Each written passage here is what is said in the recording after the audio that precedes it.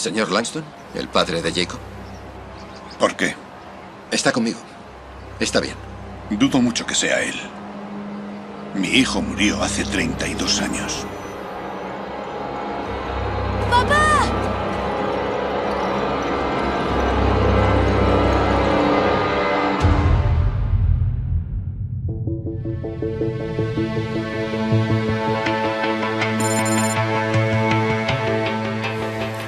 Buenas noches y bienvenidos a la nave del misterio. Un niño de unos pocos años que se despierta de lo que parece un largo sueño. Lo hace en mitad de un arrozal en China. Ese niño regresa a su casa natal en Estados Unidos. Pero ese niño llevaba 30 años muerto. Así empieza esta serie que se ha convertido en un auténtico fenómeno internacional y que ahora vamos a poder disfrutar aquí en Mediaset. Resurrección. Es un tema que puede parecer imposible, antiguo, aunque hemos contado aquí en este programa algunos casos de personas que aparentemente regresaron de ese otro lado, de ese umbral que a veces se intuye. Ustedes los han escuchado en ocasiones, una luz, un túnel, algo que nos impide en el último momento penetrar en ese universo completamente desconocido, pero que para muchos es, ojo, positivo. Muchos aseguran que no han encontrado nunca una paz similar. Pues bien, esta noche, aquí, se van a sentar dos personas y yo creo que es un auténtico hito. Son dos doctores. Dos doctores, uno con 6 titulaciones, la otra doctora en eminencia en neurocirugía. Ambos han vivido experiencias cercanas a la muerte. No lo cuentan como investigadores, lo cuentan como testigos personales. En el umbral de la muerte y también la doctora Hanna Fernández, una experiencia de ECM compartida. Yo creo que es algo de verdad histórico.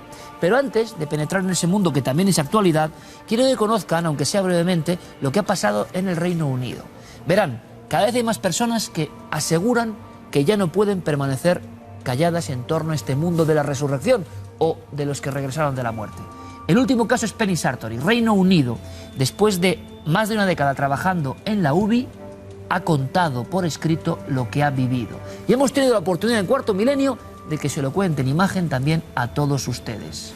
Contémplenlo porque es el inicio de este viaje hacia el otro lado. En los últimos años, expertos de todo el mundo se han acercado desde la óptica de la medicina al estudio de las experiencias cercanas a la muerte. Un complejo fenómeno, descrito por numerosos pacientes, que se ha convertido en el verdadero puntal de las investigaciones de la enfermera británica Penny Sartori.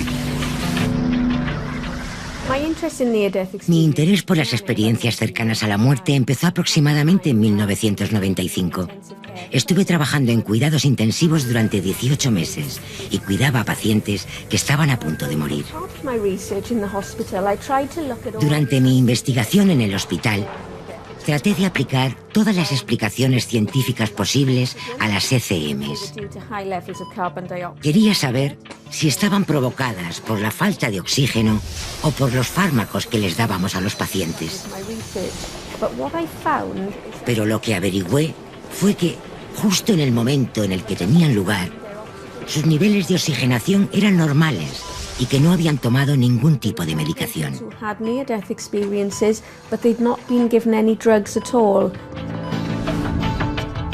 Sartori ha revolucionado el mercado literario con la reciente publicación de su libro La sabiduría de las ECMs, un compendio de sorprendentes casos que ha conocido y que le han hecho abandonar su escepticismo inicial para llegar a creer firmemente que hay algo más.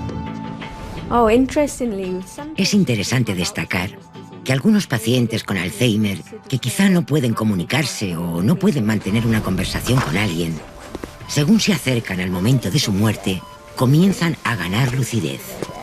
Hay varios artículos publicados en periódicos científicos que describen este fenómeno como lucidez terminal.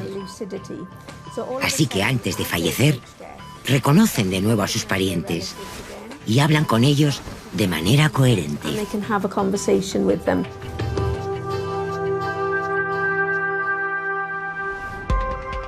Recuerdo también la historia de un paciente que al marcharse su familia empezó a hablar con gente a la que nosotros no podíamos ver.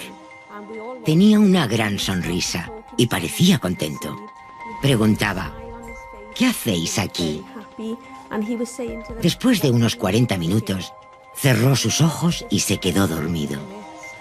Lo más interesante es que a la mañana siguiente, cuando su familia regresó, él les contó que durante la noche había recibido la visita de su madre y de su abuela fallecidas, pero también de su hermana. No entendía por qué ella estaba allí. A los pocos días, supe que su hermana había fallecido una semana antes y que la familia no había querido contárselo para no entorpecer su recuperación. También está el caso de un hombre de 60 años cuya mano derecha presentaba una fuerte contracción permanente. Después de sufrir una ECM, le pregunté si podía hacer algo diferente que antes no podía, y me dijo, por supuesto, puedo abrir mi mano. Normalmente su mano estaba así, totalmente contraída, y después de la experiencia, su mano estaba así. La podía abrir completamente. No hay explicación médica o fisiológica. A veces, cuando una persona ha muerto, algunas enfermeras y médicos han visto una luz alrededor del cuerpo, o una especie de niebla, o algo saliendo de la cabeza.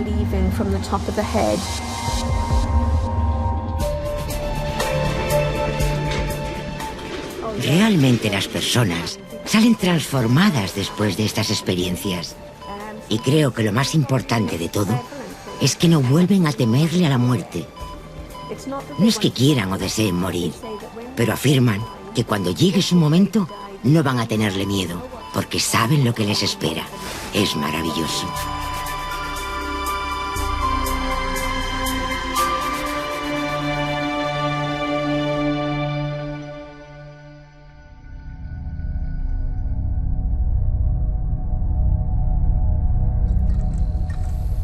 Un mensaje esperanzador. Estamos hablando del último eco sociológico importante en el Reino Unido. Alguien que trabaja en el ámbito hospitalario y, como les decía antes, ya está bien. Quiero contar lo que yo he vivido personalmente. Luego habrá opiniones de todo tipo, como las suyas, las que están teniendo ahora mismo. Pero no deja de ser curioso que se nos esté hablando de los mismos códigos que hemos conocido en las últimas décadas, que se repiten en los casos actuales.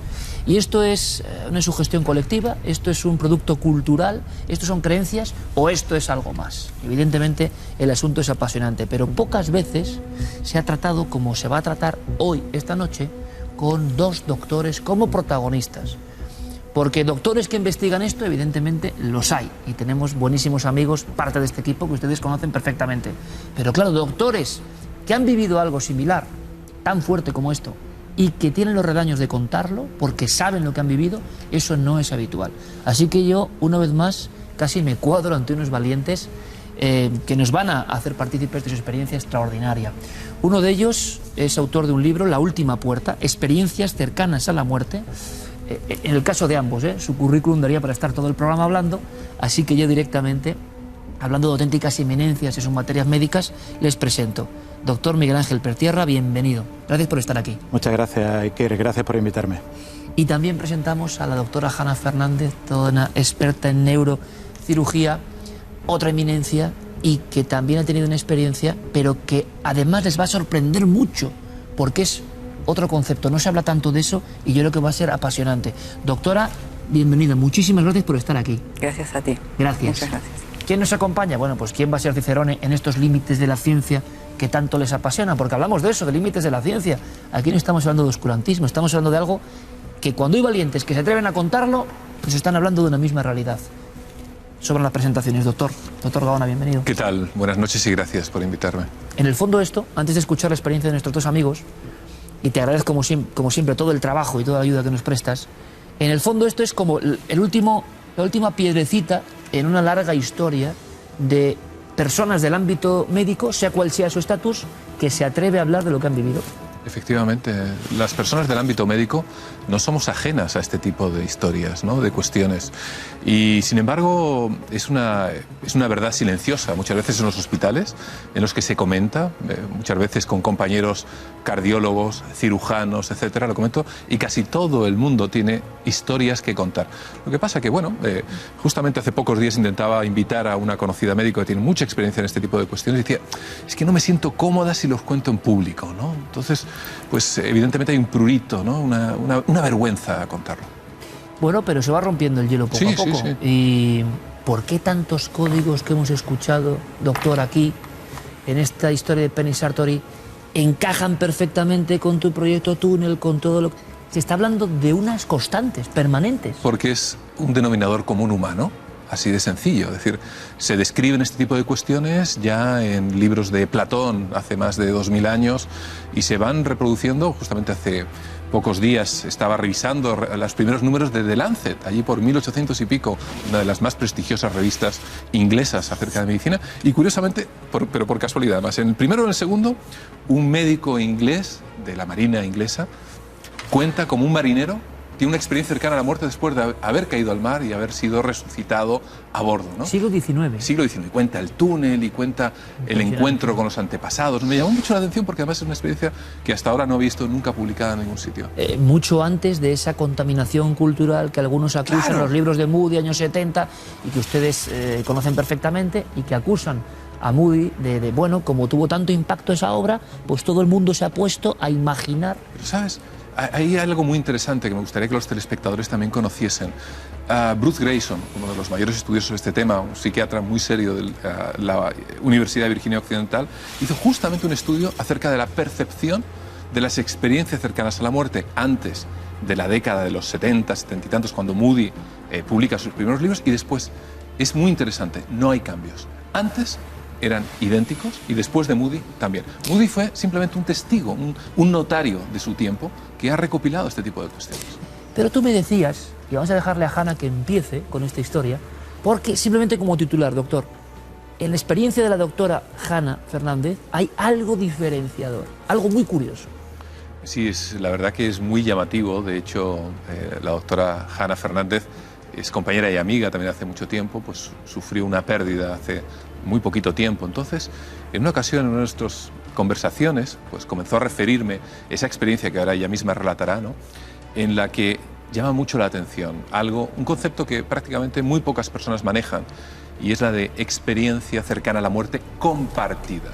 Eso sí que es, yo creo que palabra mayúscula también. Sí. Es algo nuevo incluso para los que estamos interesados en este misterio. Doctora, nos encantaría, yo creo que media España te está escuchando con mucha atención, de una experiencia marcante, imagino, ¿no? Que eso se sabe que se ha vivido y eso es diáfano y clarísimo, ¿no? Sí, realmente se sabe que lo has vivido porque lo sientes, pero te cuesta mucho transmitirlo, decirlo, porque crees que van a pensar que estás loco realmente. Yo realmente se lo conté a mis familiares más directos, mi hermana, mi madre, mi tío, José Miguel y algún amigo más, porque me da un poco de... Yo vivo aquí, mis padres viven en Argentina y siempre le había prometido que cuando me necesitaran yo estaría. Por diferentes cuestiones laborales no pude, a mi padre lo ingresan en una UBI el día viernes y yo hasta el lunes por la noche no puedo organizar viajar y llego el martes. Hasta el domingo él estuvo despierto y preguntando por mí. Siempre le decía a mi madre, llamó a la chica, ¿cómo está la chica? Ha llamado a la niña. Y porque él sabía que si estaba mal yo iría antes de que él le pasara algo. Bueno, no pude llegar y cuando llegué sé que él sabía que yo estaba ahí porque en un momento pues abrazándolo y besándolo mi hermana me hizo salir porque yo estaba apoyada sobre su pecho porque me dijo, le están saliendo lágrimas y está llorando y tiene cara de dolor, no hagas eso. Entonces tuvimos así 3 días en que lo íbamos a ver a la UCI donde estaba ingresado y yo no he tenido experiencias que la gente me contara, pero sí sé cuando una persona va a morir y también sé cuando se retiene de morir porque los familiares no lo dejan, dado mi especialidad y el contacto con los enfermos que tengo. Entonces sentía que mi hermana y yo, que era la que lo íbamos a ver junto con mi tío, éramos lo que lo reteníamos realmente ahí. Entonces le dije a mi hermana que iba a intentar hablar con él para que se fuera y dejarlo ir. Entonces me acerqué a él y me quedé abrazadita a él, bajaba el respaldo que tienen las camas de UCI, me quedé abrazada a él hasta más o menos, serían 5 o 10 minutos para que fueran las 6 de la tarde, y yo empecé a sentir que él le bajaba el corazón y ya no. Entonces mandé llamar a la gente que estaba afuera, mi hermana no estaba, tardó en llegar mi tío y entró, y supe que entró mi tío porque él, que ya no le latía el corazón, empezó a latirle otra vez. Mi tío lo abrazó, le dio un beso, qué sé yo, y en ese momento yo empecé a sentir, es una sensación tan extraña, ¿no? Es decir, yo no vi una luz o un túnel, no. Era una cosa de mucha paz, de mucha tranquilidad, que tenía claridad, ¿sí? Yo en ningún momento saqué la cabeza de su pecho.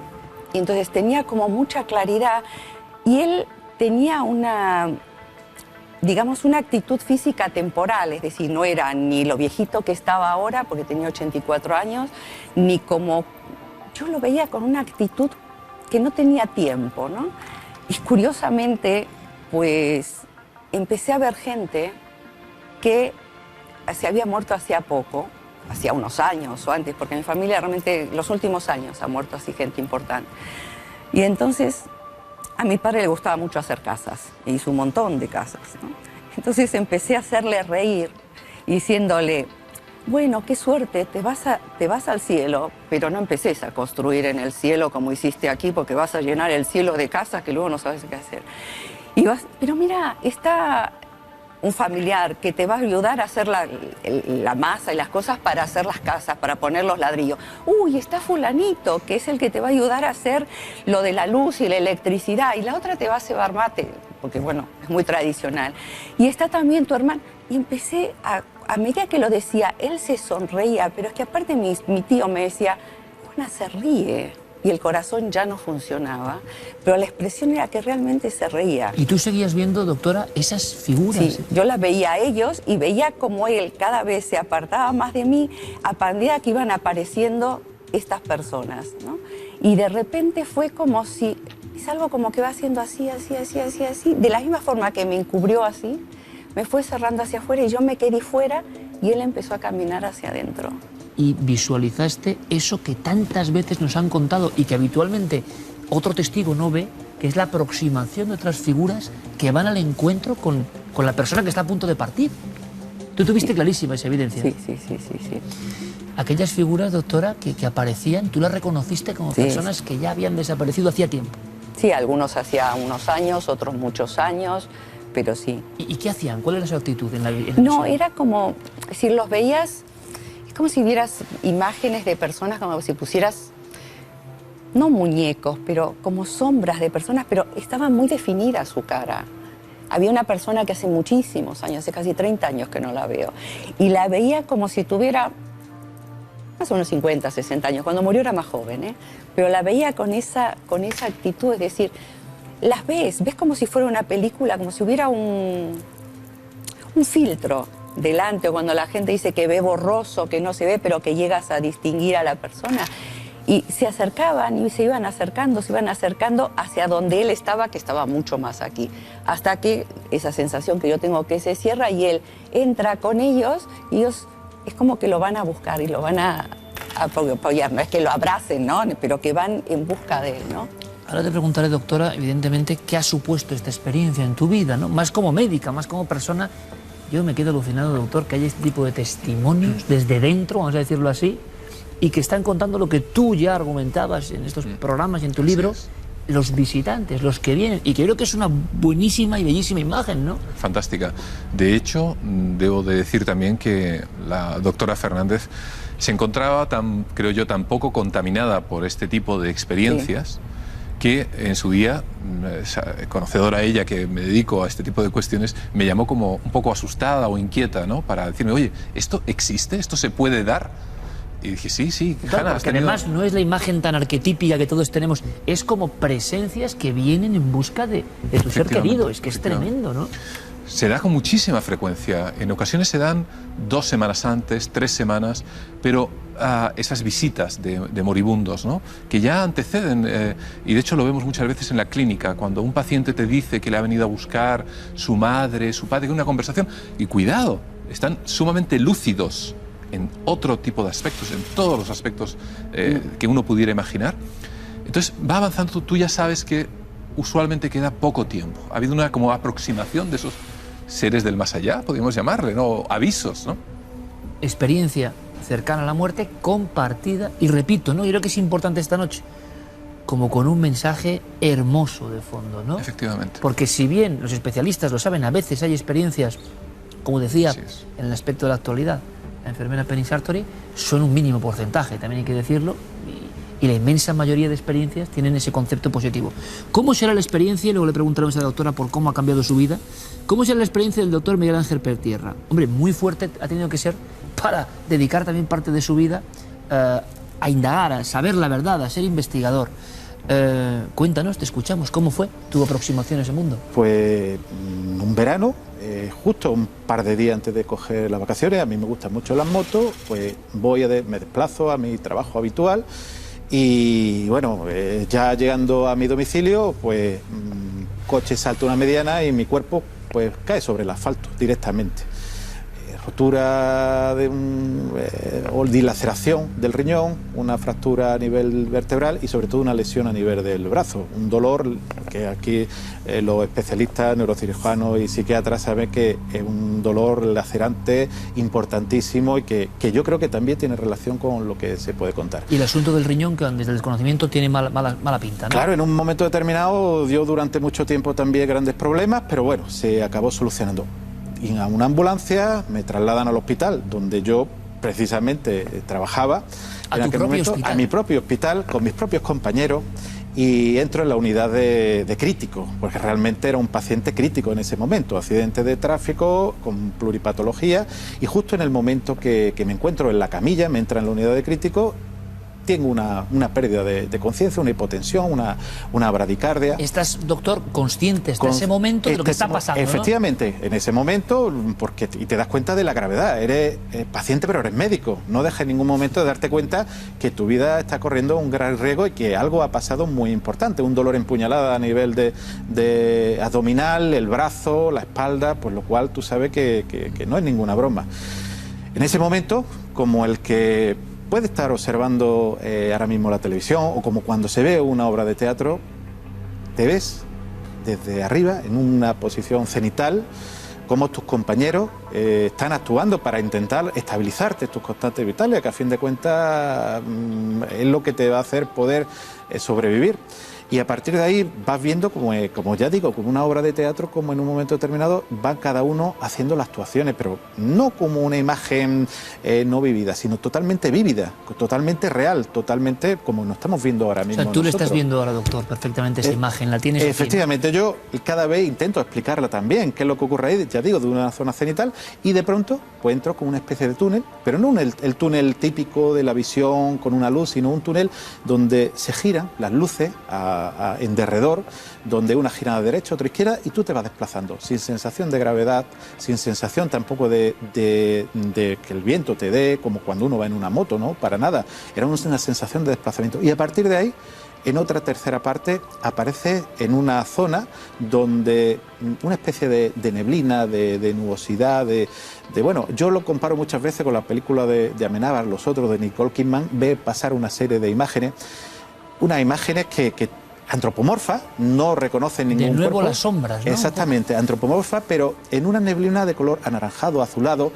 Pero lo más importante es que, ya digo, una lesión en el brazo intensísima, con un dolor intensísimo, un dolor empuñalada por la dilaceración, mala fractura, te encuentras que no te duele nada, que estás totalmente a gusto. Yo muchas veces lo defino, que si el paraíso estuviese en alguna parte, estaba ahí, realmente algo maravilloso. Yo nunca he sentido esa sensación, ni he vuelto a sentirla, ojo, ni con una farmacopea, ni absolutamente nada.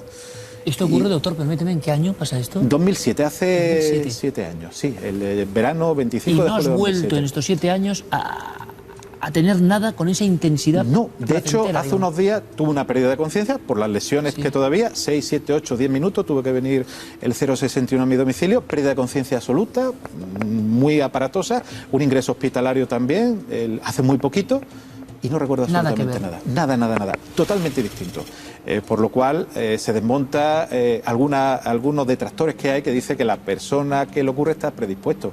En este caso lo he sufrido esa pérdida de conciencia, incluso más importante, además esos 6, 7, 8 minutos y hay un blackout, una zona donde no me acuerdo absolutamente de nada. Sombras, un mundo de luces que van rotando, una sensación de placidez absoluta. ¿Y qué ocurre?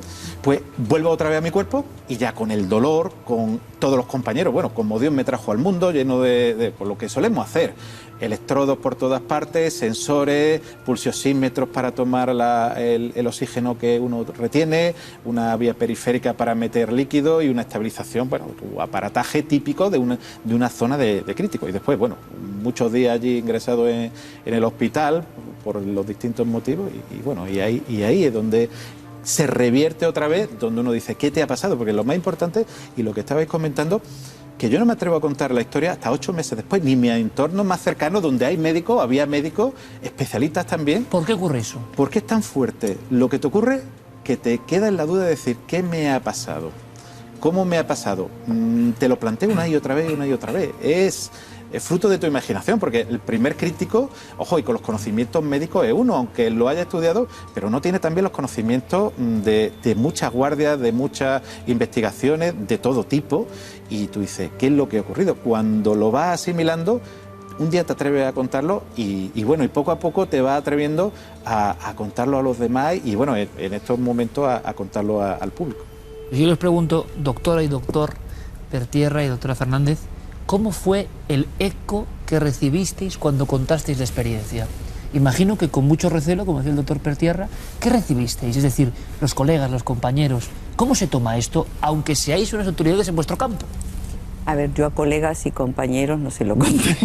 Se lo he contado a doctor Gaona y a mi compañero con el que trabajo, pero porque también está interesado en ese tipo de cosas. Ahí está la diferencia, doctora, ¿no? Es decir, si alguien tiene sensibilidad o está interesado, sí que puede recibir la noticia, pero después el resto de la gente no.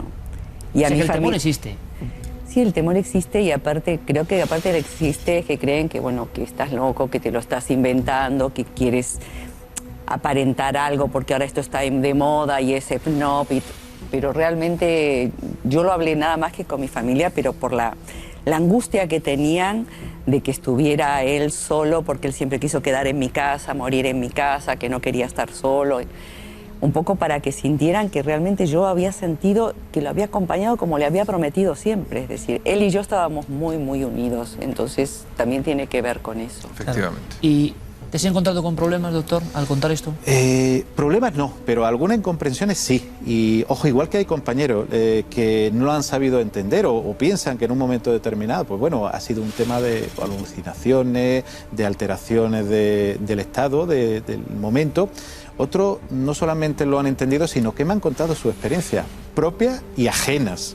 Lo que pasa es que, claro, una cosa es contártelo a término personal con el secreto médico y otra cosa es contártelo en público y contárselo a los demás. Pues seguiremos investigando. Con el doctor Gaona siempre estamos en ese límite de la ciencia y 2 científicos, 2 médicos nos han contado su vivencia personal, que se parece seguro tanto a las que ustedes han vivido con personas y que le da miedo.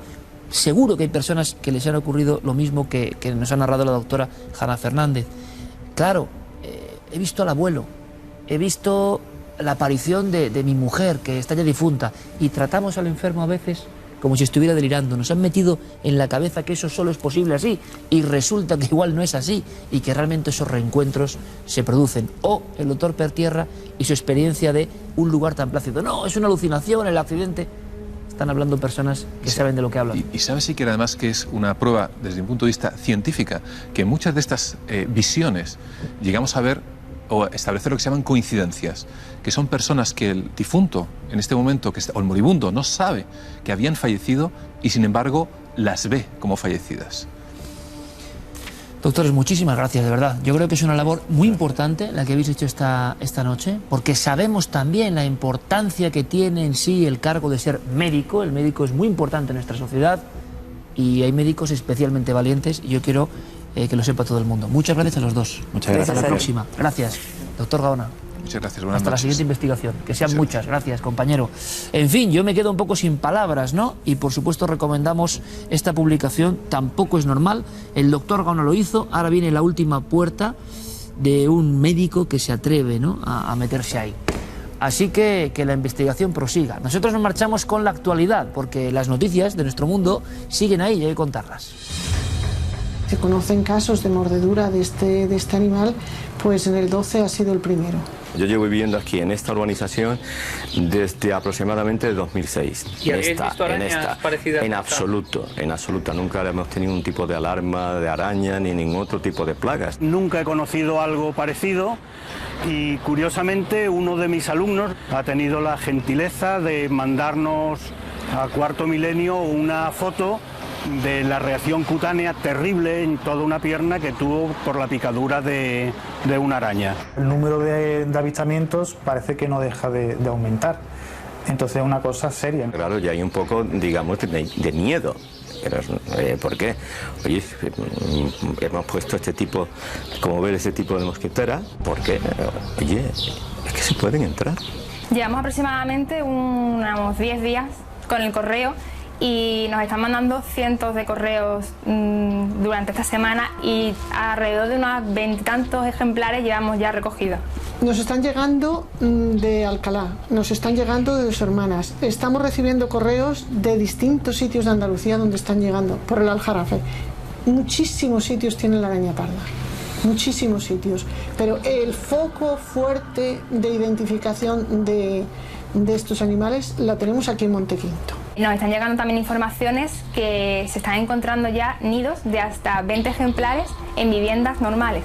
Sí que hemos notado por los sondeos que se están haciendo a nivel de afectados que las picaduras siempre producen necrosis.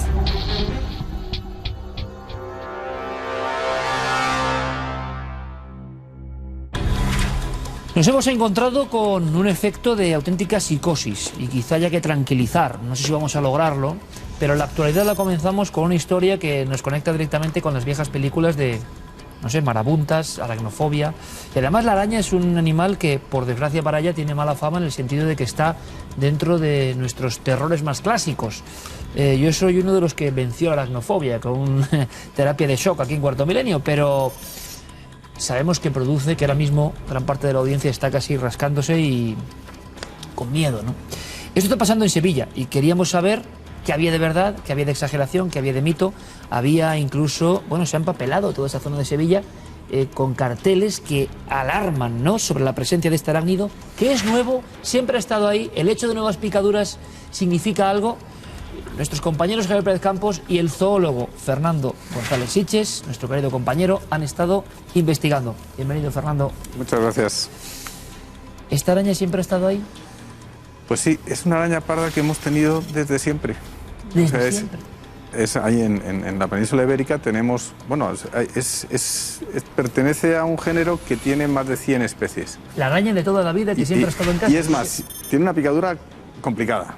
O sea, que te puede hacer daño, pero depende mucho del individuo. Yo lo comento muchas veces como si te pica una abeja. Hay gente que una abeja nadie nos gusta que nos pique, pero lo normal es que no te pase nada. Ahora, si tienes una reacción anafiláctica y tienes alergia a las abejas, te puede matar una abeja. Eso no quiere decir, me parece perfecto lo que dices de que no cunda el pánico, que no haya una alarma. Esta araña nos ha acompañado desde siempre y cuántos casos ha habido. Sí, picaduras todos hemos tenido. Pues lo típico que te dicen, ¿qué grano más raro? Eso es que te ha picado una araña. Pues alguna de estas, hombre, esta cuando te pica no lo notas, pero después efectivamente tiene veneno y no es una picadura de una araña pequeñita. Pero de ahí a la necropsis que hemos visto, son casos muy especiales, esos son casos muy, muy, muy raros. Y luego, Fernando, y aprovecho siempre tu sabiduría aquí, ¿no?, del mundo animal y del mundo que conecta con nuestros miedos más profundos. Sí que hay esta misma especie, pero sobre todo se hablaba de la araña de Rincón en Chile, y se está generando, claro, internet, ¿no?, una alarma tremenda, porque allí sí que causan defunciones incluso, ¿no? Sí, sobre todo en niños, en personas mayores que además sean un poco propensas, o sea, un poco alérgicas a el género tiene distintas especies, como decíamos, más de 100. Hay una sudamericana y una norteamericana, la que lleva además como especie el nombre de reclusa, que le da luego a todo el grupo el nombre, que esas son más delicadas. Y aquí a lo mejor ha podido llegar alguna porque por las importaciones pues pueden venir, pero es muy raro que que invadan, digamos, el territorio nacional y que se lleguen a reproducir, porque tendría que haber una importación masiva de arañas. Javier, compañero, buenas noches. Buenas noches. Sorprendente, ¿no? La psicosis real hoy en día en varias poblaciones de Andalucía. Al mismo tiempo, por cierto, las autoridades hablan de que no hay plaga de arañas. Quizá tengan razón en el sentido de que es la araña que siempre ha estado, ¿no? Pero lo que sí es un miedo y unas picaduras nuevas. La última hora es que además en el Ayuntamiento de Alcalá de Guadaira han dicho que esta araña no existe, simplemente no existe, cuando realmente se han recogido ejemplares y se han enviado a grupos que están recogiendo Esto es muy interesante, siempre pensando en los portavoces, ¿no? Y los que hablan en nombre del pueblo. No existe y se zanja rápido. Sí, sí, y sin Lleva embargo, toda la vida, pero no existe. Es un problema que estamos viendo y que los vecinos, nosotros acabamos de llegar prácticamente de allí y estaban aterrorizados, estaban, por ejemplo, quitando cortinas, sellando grietas, rincones, habían cerrado, por ejemplo, todos los respiraderos de los cuartos de baño. En estos casos, además, nos contaban que la mayoría de ataques habían sido durante la noche, estaban agazapadas en las sábanas o bien en las toallas, en los cuartos de baño, y hablaban también pues, de que en un armario, por ejemplo, habían encontrado uno de estos nidos y que estaban asustados precisamente por esas heridas tan terribles que estamos viendo, ¿no? Que son las que parecen tan atípicas en relación a este tipo de araña. Es decir, puede que estas arañas hayan convivido con nosotros, pero para ellos lo que les parece extraño es que haya tantos casos que han sido mordidos y que aparecen en la sobreinformación, Fernando, simplemente está pasando algo que ha cambiado. Si tienes necropsias varias del calibre de las que hemos visto en fotografías, entonces sería un tema a estudiar, porque es totalmente inusual. Primero, que te piquen varias arañas pardas en muy poco tiempo. O sea, por muchas que haya en una casa te pueden picar. Antes a lo mejor sí que le picaban a alguien y no le da importancia, seguía y no pasaba nada. Porque a la mayor parte de la gente le duele, le molestará, le saldrá, pero en unos días se le pasa. No es muy habitual, Fernando, esta psicosis repentina, quizá la sobreinformación, el hecho de que cualquier cosa sea difundida en tiempo real y llegue a una gran cantidad de gente, porque fijaos, tenemos un ejemplo de picadura que quiero que veamos, Javier, para que, bueno, sí, es que es un poco estremecedor. Es el miedo a lo más pequeño. En la naturaleza no hay nada... Esto nos devuelve la humildad ante la naturaleza. ¿Qué testimonio vamos a escuchar? Francisco Benítez es un trabajador de Coria del Río y él es uno de los que denuncian el primer caso en esa localidad. Ocurre en octubre del año pasado, cuando ya se había denunciado también algún caso por la zona, y en su caso la herida fue tal que tuvo que estar incluso 5 meses de baja. Vamos a escucharle. Yo estaba trabajando allí en el campo y lo único que noté fue una reacción alérgica. A mí empezó a picarme todo el cuerpo, me puse todo rojo, pero yo pensaba que era por algún tipo de insecticida o algo que me hubiera rozado y me hubiera hecho alguna reacción alérgica. No noté nada. Hasta el día siguiente no noté yo que tenía la pierna hinchada y que me noté ya ahí alguna señal de que algo me había picado. Era un dolor intensísimo, era un dolor que no podía poner ni la pierna, no podía estar de pie, no podía estar sentado, no sabía cómo poner la pierna. Un dolor intenso, todo el tobillo inflamado a tope. Con la reacción alérgica lo que hice fue irme a urgencia, ¿no? Porque se me inflamó la lengua. Hasta el viernes, que ya tenía la pierna súper inflamada y la herida era la herida con pompas de pus y demás, no fue cuando vieron que era demasiado grave y me operaron en 2 horas. Yo siempre he sido muy valiente a la hora de trabajar sin guantes, haciendo lo que fuera. Ahora voy con guantes a todas partes, intento, si tengo que meter la mano en un sitio, antes miro a ver, no vaya a ser que haya algo raro. Es decir, son las precauciones las tomas porque ya tienes el miedo en el cuerpo. El miedo en el cuerpo, no solo la cuestión física, sino la cuestión mental, ¿no? Que ocurre con esta sensación de que la araña representa muchos miedos. Hay quien dice que viene de la más remota antigüedad, cuando subían a los árboles. Nosotros todavía no éramos humanos del todo y ahí teníamos un enemigo, quién sabe. Pero lo cierto, Fernando, después de todo esto, y que da mucho miedo, evidentemente, veremos cómo siguen los acontecimientos. Había varios ejemplares que la vecindad había recogido y efectivamente la araña parda, pero ¿notaste algo diferente? No sé, no, es la de siempre. Es la de siempre. Nuestra araña parda, o sea, yo te digo que puede haber alguna que de repente si todo el mundo se pone a coger arañas pardas, saldrán cientos, miles. Entonces yo, la verdad es que lo que le digo a todo el mundo con todos los animales, si no sabes lo que es y la gente no sabe lo que son las arañas, de entrada no lo toques. Yo te diría que si ves una araña parda de 1 centímetro en tu casa, probablemente sea esta araña, y lo que tienes que hacer, si quieres salir de dudas, es cogerla, como te digo, con un bote, con cualquier bote. Es muy fácil de cogerla, no es como coger una avispa que se puede revolver y picarte. La probabilidad de que te pique es casi infinita, hombre, la tienes que coger con la mano. Entonces, la mejor forma, aléjate de ella. Pues bueno, nos quedamos con la recomendación de Fernando. Esperamos que disminuya la psicosis y los casos de picaduras, que también es raro, ¿no?, que coincidan tanto. ¿Estamos ante una cuestión puramente informativa, repito, de exageración de la información, o hay algo más? Intentaremos descubrirlo. La última noticia, Carmen, tiene que ver con precisamente esta araña y en Canarias. En Canarias, al parecer, han descubierto una nueva especie de los ósteles, a la que pertenece, de la que estamos hablando, y que parece ser endémica de las islas. Es decir, se tenía conocimiento, pero nunca se había visto ningún ejemplar, hasta que ahora lo han estudiado y se han dado cuenta que entre las 107 especies que hay dentro de los ósteles, pues esta es una más. Pero también esta semana ha salido la noticia de las arañas volteadoras. En Marruecos han descubierto en el desierto, además son unas arañas súper curiosas porque parece que van dando volteretas, y era una especie que tampoco se conocía, y allí la identificaban como la araña saltarina, como algo que daba botes, que ellos veían que en el desierto, entre la arena, saltaba de repente, y nadie la tenía identificada hasta que ahora han ido los científicos y han dicho, bueno, es que esta es una nueva especie, la que tenemos aquí. Seguiremos informando, porque es una cuestión, como decíamos, cinematográfica casi, el terror a lo que desconocemos, a veces muy pequeñito, y que intentaremos ayudarles con la información, simplemente, desde luego no negando, como hacen algunos, ¿no? Fernando, Javi, como siempre, gracias mil por vuestro trabajo. Hasta la próxima. Hasta la próxima, compañeros. Ven, estas otras imágenes son bien diferentes, nos dejamos casi de tocar el cuerpo, ¿no?, con esa sensación que tenemos todos ahora. Están viéndolo, es el dron que es un nuevo explorador, el dron que al final está generando hallazgos sorprendentes. Hallazgos como este pueblo fantasmagórico. Se hablaba de fantasmas en el tsunami de Japón y ahora aparecen ruinas modernas. Santiago, compañero, buenas noches. Buenas noches, Iker. Que nos dejan sin hablar. Pues sí, la verdad, son las ruinas, los restos de Tomioka. En marzo de 2011 tuvo lugar el tsunami, luego la explosión, el accidente de la central de Fukushima, y 45.000 personas fueron evacuadas de pueblos, de pequeñas ciudades, de una zona de exclusión que recuerda muchísimo a la que bien conocemos de Chernóbil. Solamente en Tomioka vivían 15.000 personas, hay 6.000 hogares abandonados, algunos afectados por el tsunami, otros intactos tal y como los dejaron sus habitantes, porque no hubo tiempo a nada, no hubo tiempo a recoger ni siquiera los enseres más básicos. Cuando se dio la alerta radioactiva, el ejército japonés evacuó a toda prisa aquellas ciudades y pues ahora lo que estamos viendo es algo entre bucólico y terrible. Vemos las imágenes de los cerezos en flor, una imagen tan japonesa en medio de las calles desiertas. Vemos como una ciudad que era turística. Había una playa que ahora mismo está desolada y que era muy visitada por los japoneses. Había 2 estaciones de ferrocarril que ya no tienen ni siquiera las vías férreas, solamente están los andenes y las pasarelas que comunicaban. No es ni el único caso, ni siquiera el más accesible a nuestros espectadores. Está la ciudad de Namie. Esa se puede ver directamente en Google Street View. Un equipo de Google fue allí exprofeso ¿para qué? Para que tuviésemos imágenes como si estuviésemos allí de cada una de las calles de esa ciudad.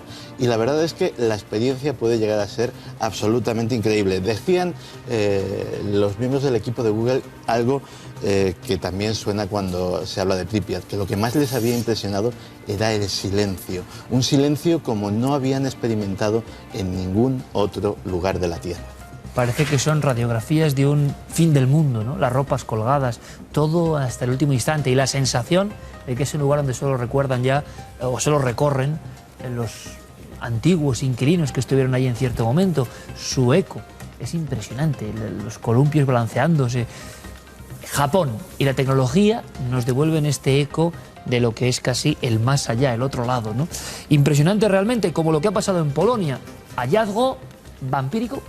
Hallazgo vampírico. Un grupo de arqueólogos se ha encontrado excavando en Kamień Pomorski una tumba de un hombre que tenía una piedra en la boca, como la que se descubrió en Venecia en el año 2009. Pues de nuevo una piedra metida en la boca. A este le habían extraído los colmillos y además le habían quitado los colmillos. Y además tenía una de las piernas, había sido atravesada por algún hierro para que ese cuerpo quedara unido a la tierra y no se volviera a levantar, que era la creencia que había en que los vampiros podían levantarse, y además la piedra en la boca es para que no se comiera los restos de los demás y así adquiriera fuerza y lograra salir al exterior y vampirizar al resto de la comunidad, con lo cual es un hallazgo de nuevo que es del siglo XVI, esta tumba, que nos viene a retrotraer a los miedos que había en la época de esos tremendos vampiros, ¿no?, que acababan con todas las poblaciones si eran mordidos por los no muertos.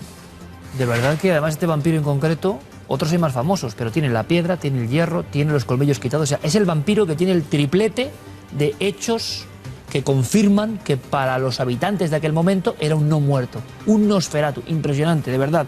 Para hablar de esto, todo un experto, Ángel Gordon. Según Sławomir Gorka, se supone que él fue el que dirigió la excavación en Polonia, y según él dice de que fue en el siglo XVI aproximadamente.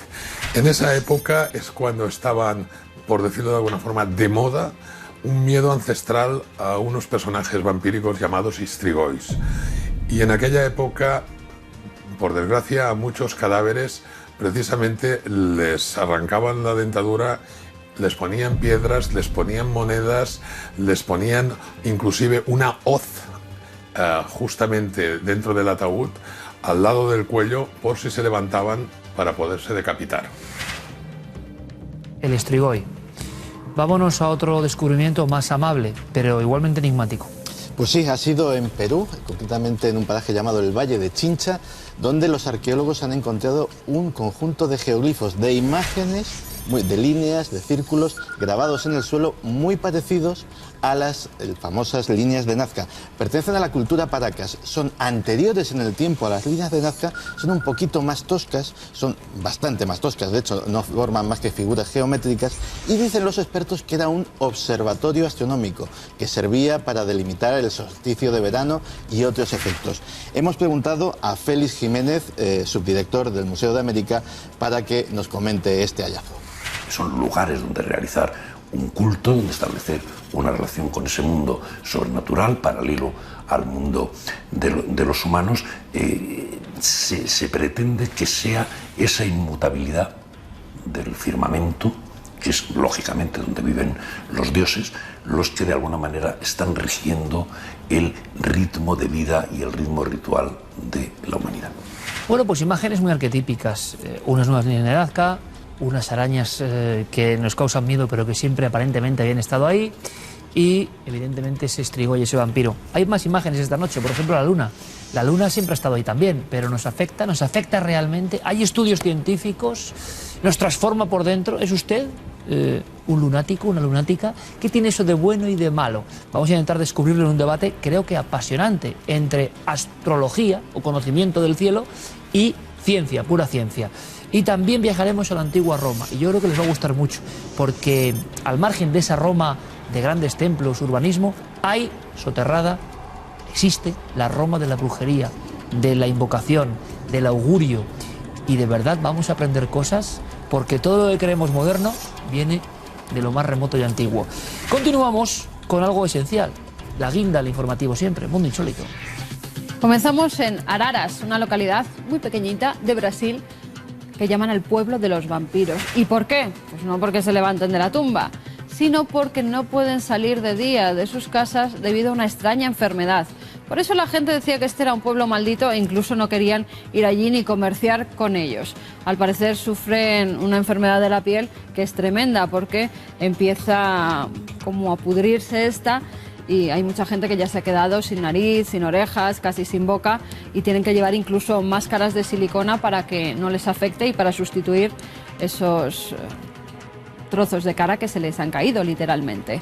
Ya digo, un pueblo maldito dentro de la localidad brasileña que ahora está siendo estudiado como una de esas enfermedades extrañísimas para la que todavía no se tiene cura.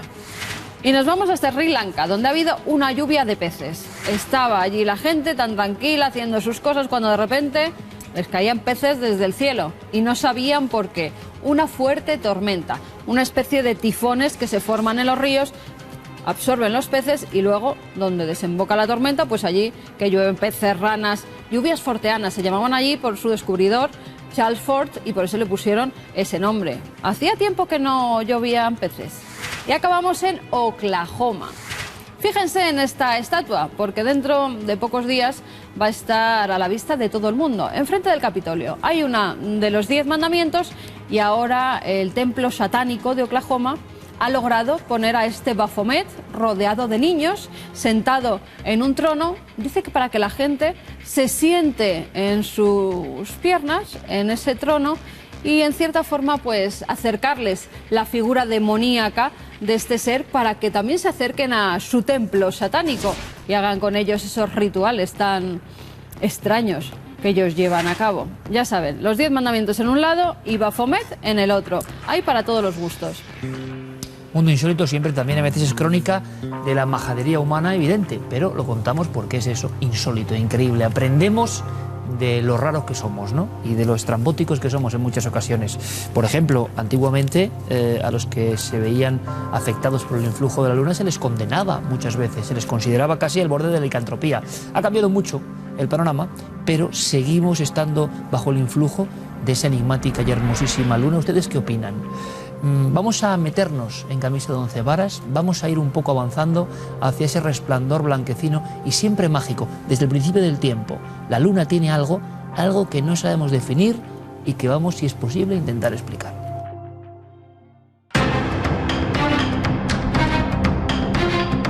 El pasado 15 de abril, la luna se cubrió de sangre. Un fenómeno que se repetirá 3 veces más en los próximos 18 meses y que es conocido como tétrada. Este eclipse lunar total se produce cuando la Tierra se encuentra directamente entre la Luna y el Sol. Para algunas religiones como la judía, este ciclo de lunas sangrientas es augurio de una gran tragedia, de algo que puede hacer temblar el mundo, incluso para muchos, acabar con él.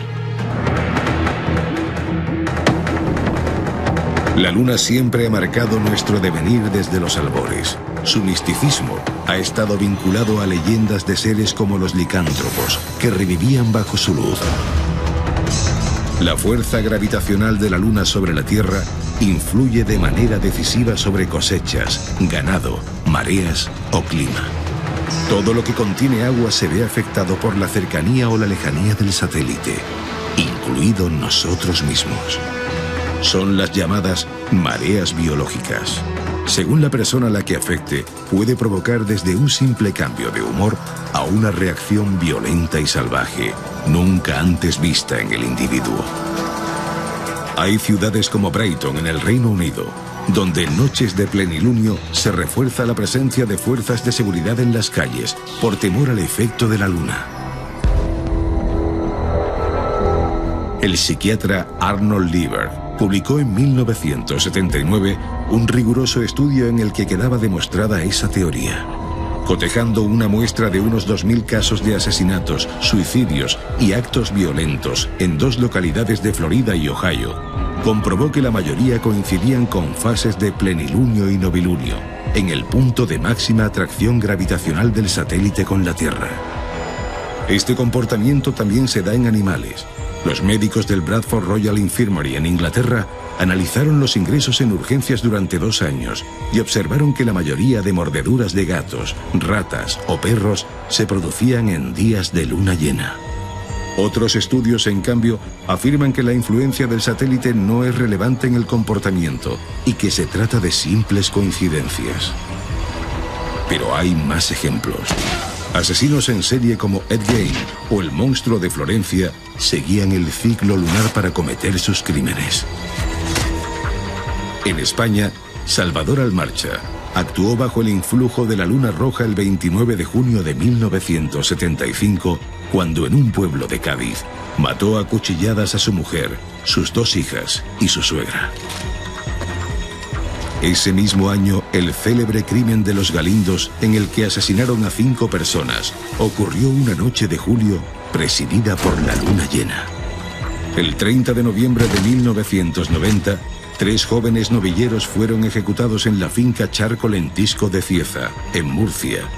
Fue otra noche de plenilunio.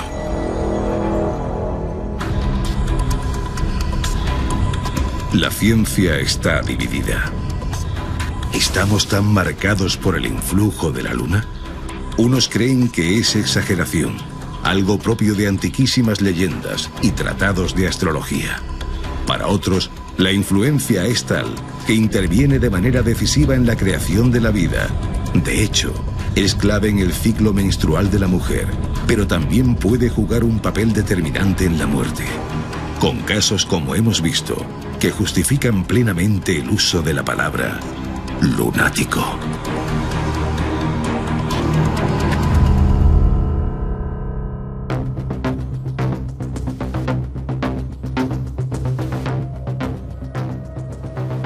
Nuestro amigo Vicente Casaña creo que es de los primeros autores, un pionero en escribir en nuestro país sobre esta historia de la luna y su influjo, aunque él mantiene que la tecnología, los avances, todavía han permitido aproximarse más al ser humano a ese gran enigma, ¿no?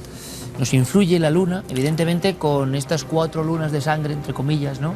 Dicho a nivel periodístico, se ha incrementado la sensación de que algo ocurre, pero ese algo ocurre. Se puede medir científicamente.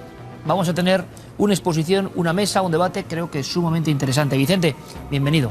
Muchas gracias, Iker. Me alegra mucho que estés aquí porque tú lo cuentas todo muy sencillo en temas que sabes que no son tan sencillos. Cuando uno se mete en las profundidades de esos mundos que bien conocéis, a veces se pierde. Entonces, te agradezco mucho la claridad. Y para ti, por tanto, no hay la menor duda. ¿A qué nivel nos influye nuestra amiga Luna? A un nivel absoluto.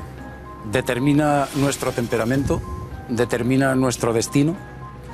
Todos somos lunáticos. Se atribuye que la luna influye más a la mujer, por eso de que el periodo menstrual es parecido al periodo lunar y tal.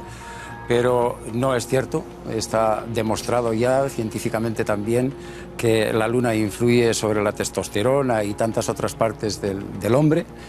Y influye además no solamente en la conducta humana, de una manera escalofriante y sumamente comprobada a lo largo de la historia, sino también influye en, además de las mareas oceanográficas y marinas, en mareas terrestres. La Tierra se estira como un chicle y produce cambios en los regímenes de lluvias, es provocadora de huracanes, de tifones, de terremotos, de los mayores desastres que hemos vivido en este siglo, en lo que va del siglo XXI, de los mayores desastres que han ocurrido hasta ahora, como luego tendremos ocasión de ver.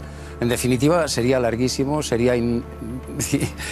no podríamos parar de decir en todo lo que nos influye la luna, y sobre todo, es muy importante, nos creemos muy racionales, pero tenemos un segundo cerebro que es el que opera detrás y el que normalmente se anticipa a lo que creemos que hemos determinado racionalmente o que hemos decidido conscientemente. Y ese segundo cerebro que está detrás está regido por la luna también. Vicente, pero simplemente para tener todo muy claro, antes de presentar al resto de amigos, me has nombrado una serie de cosas y muchas no son positivas, es curioso. No. Pero esto no es extraño. En la mitología y todas las grandes religiones y cultos astrales que preceden a todas las religiones, se estudió mucho la luna y se la estudiaba desde distintos puntos de vista. Precisamente Hécate quizá sea el paradigma de una luna con 3 caras. Una luna con la cara buena, con la cara neutra y con la cara mala. Pero una diosa bastante tenebrosa, ¿no? ¿No? Me da un poco... Es que la luna es eso. La luna es la madre de las cosechas, es la que provee de abundancia, de lluvias, de fertilidad a la tierra, la que nutre y al mismo tiempo la que puede traer un huracán y destrozarnos, ¿no? La que puede traer un maremoto, la que puede traer un arrebato de locura. ¿Es de lo que más influye a nivel astrológico? ¿Es uno de los elementos más importantes? Sin duda que sí, es uno de los elementos más importantes porque es de lo que menos controlamos, está fuera de la razón, fuera del control normalmente, y hay muchísimas estadísticas, numerosísimos estudios que demuestran que en fases de luna llena y luna nueva, lo que pasa es que la luna llena tiene más mito, es mucho más conocida, sí, pero es igual de influenciable sobre nosotros la luna nueva que la llena. Esto normalmente no se sabe, pero es que la luna llena se ve tan preciosa, tan inmensa, es tan evidente a la vista, que esa pues parece que lo entendemos mucho mejor, que nos influye, pero la luna nueva también provoca unos arrebatos que nos saca de quicio y saca nuestro lado más animal, más temperamental, más irracional. Qué bien lo cuenta todo Vicente Casaña, que yo sé que es uno de los personajes, ¿no?, también entre comillas, que ustedes nos piden constantemente, porque, bueno, pues esa facilidad hace que todos entendamos algo, aunque en el fondo creo que casi nadie sabe bien por qué pasan las cosas, pero ocurrirán. Por supuesto que también está la parte ultracientífica que nos va a dar sus argumentos, y no, esto no sería Cuarto Milenio. Paco Pérez Avellán, nos alegra mucho tenerle aquí con energía máxima, como siempre él dispuesto a hablar de cosas que conoce en primera persona, y es muy bueno escuchar primero esta parte para tener pues todo el puzzle completo. Bienvenido, Paco. Hola, es un placer. Yo creo que tú desde el principio, desde tus primeros libros sobre los galindos y otras historias tremendas, han pasado ya casi 40 años de aquellas publicaciones, siempre hablabas de la luna. Yo no sé si has cambiado de opinión o sigues pensando que en tu mundo, el mundo de la investigación criminal, la luna es un factor evidente. Sin ninguna duda. Vamos, no lo digo yo lo he recogido en el saber popular, en todas aquellas historias que conozco. Encuentras frecuentemente que la luna es un motivo y que es un influjo directo sobre los personajes que actúan, especialmente los personajes que desencadenan la violencia. No solo, como dice Vicente, son los días de periodo de luna llena y de luna nueva, sino 48 horas antes y 48 horas después. La gente se nota extraña, ¿no? A veces empujada a hacer cosas irracionales o que no conoce. Y todo esto tiene una explicación, es la luna. ¿Cuál es el influjo real de la luna? No está realmente bien estudiado. Hay un cierto desprecio desde el punto de vista de la ciencia, no vaya a ser que esto nos lleve a algún punto esotérico. Bueno, pero está ahí, es presente, puede rastrearse, como entre los grandes crímenes de la historia de España hay siempre unos que están marcados por alguien que ha actuado en el momento en el que había máxima luna, luna llena o luna nueva. Una transformación de los personajes. Totalmente. Una agitación completa de este personaje que lleva a cabo crímenes terribles, con saña, de una forma muy sangrienta.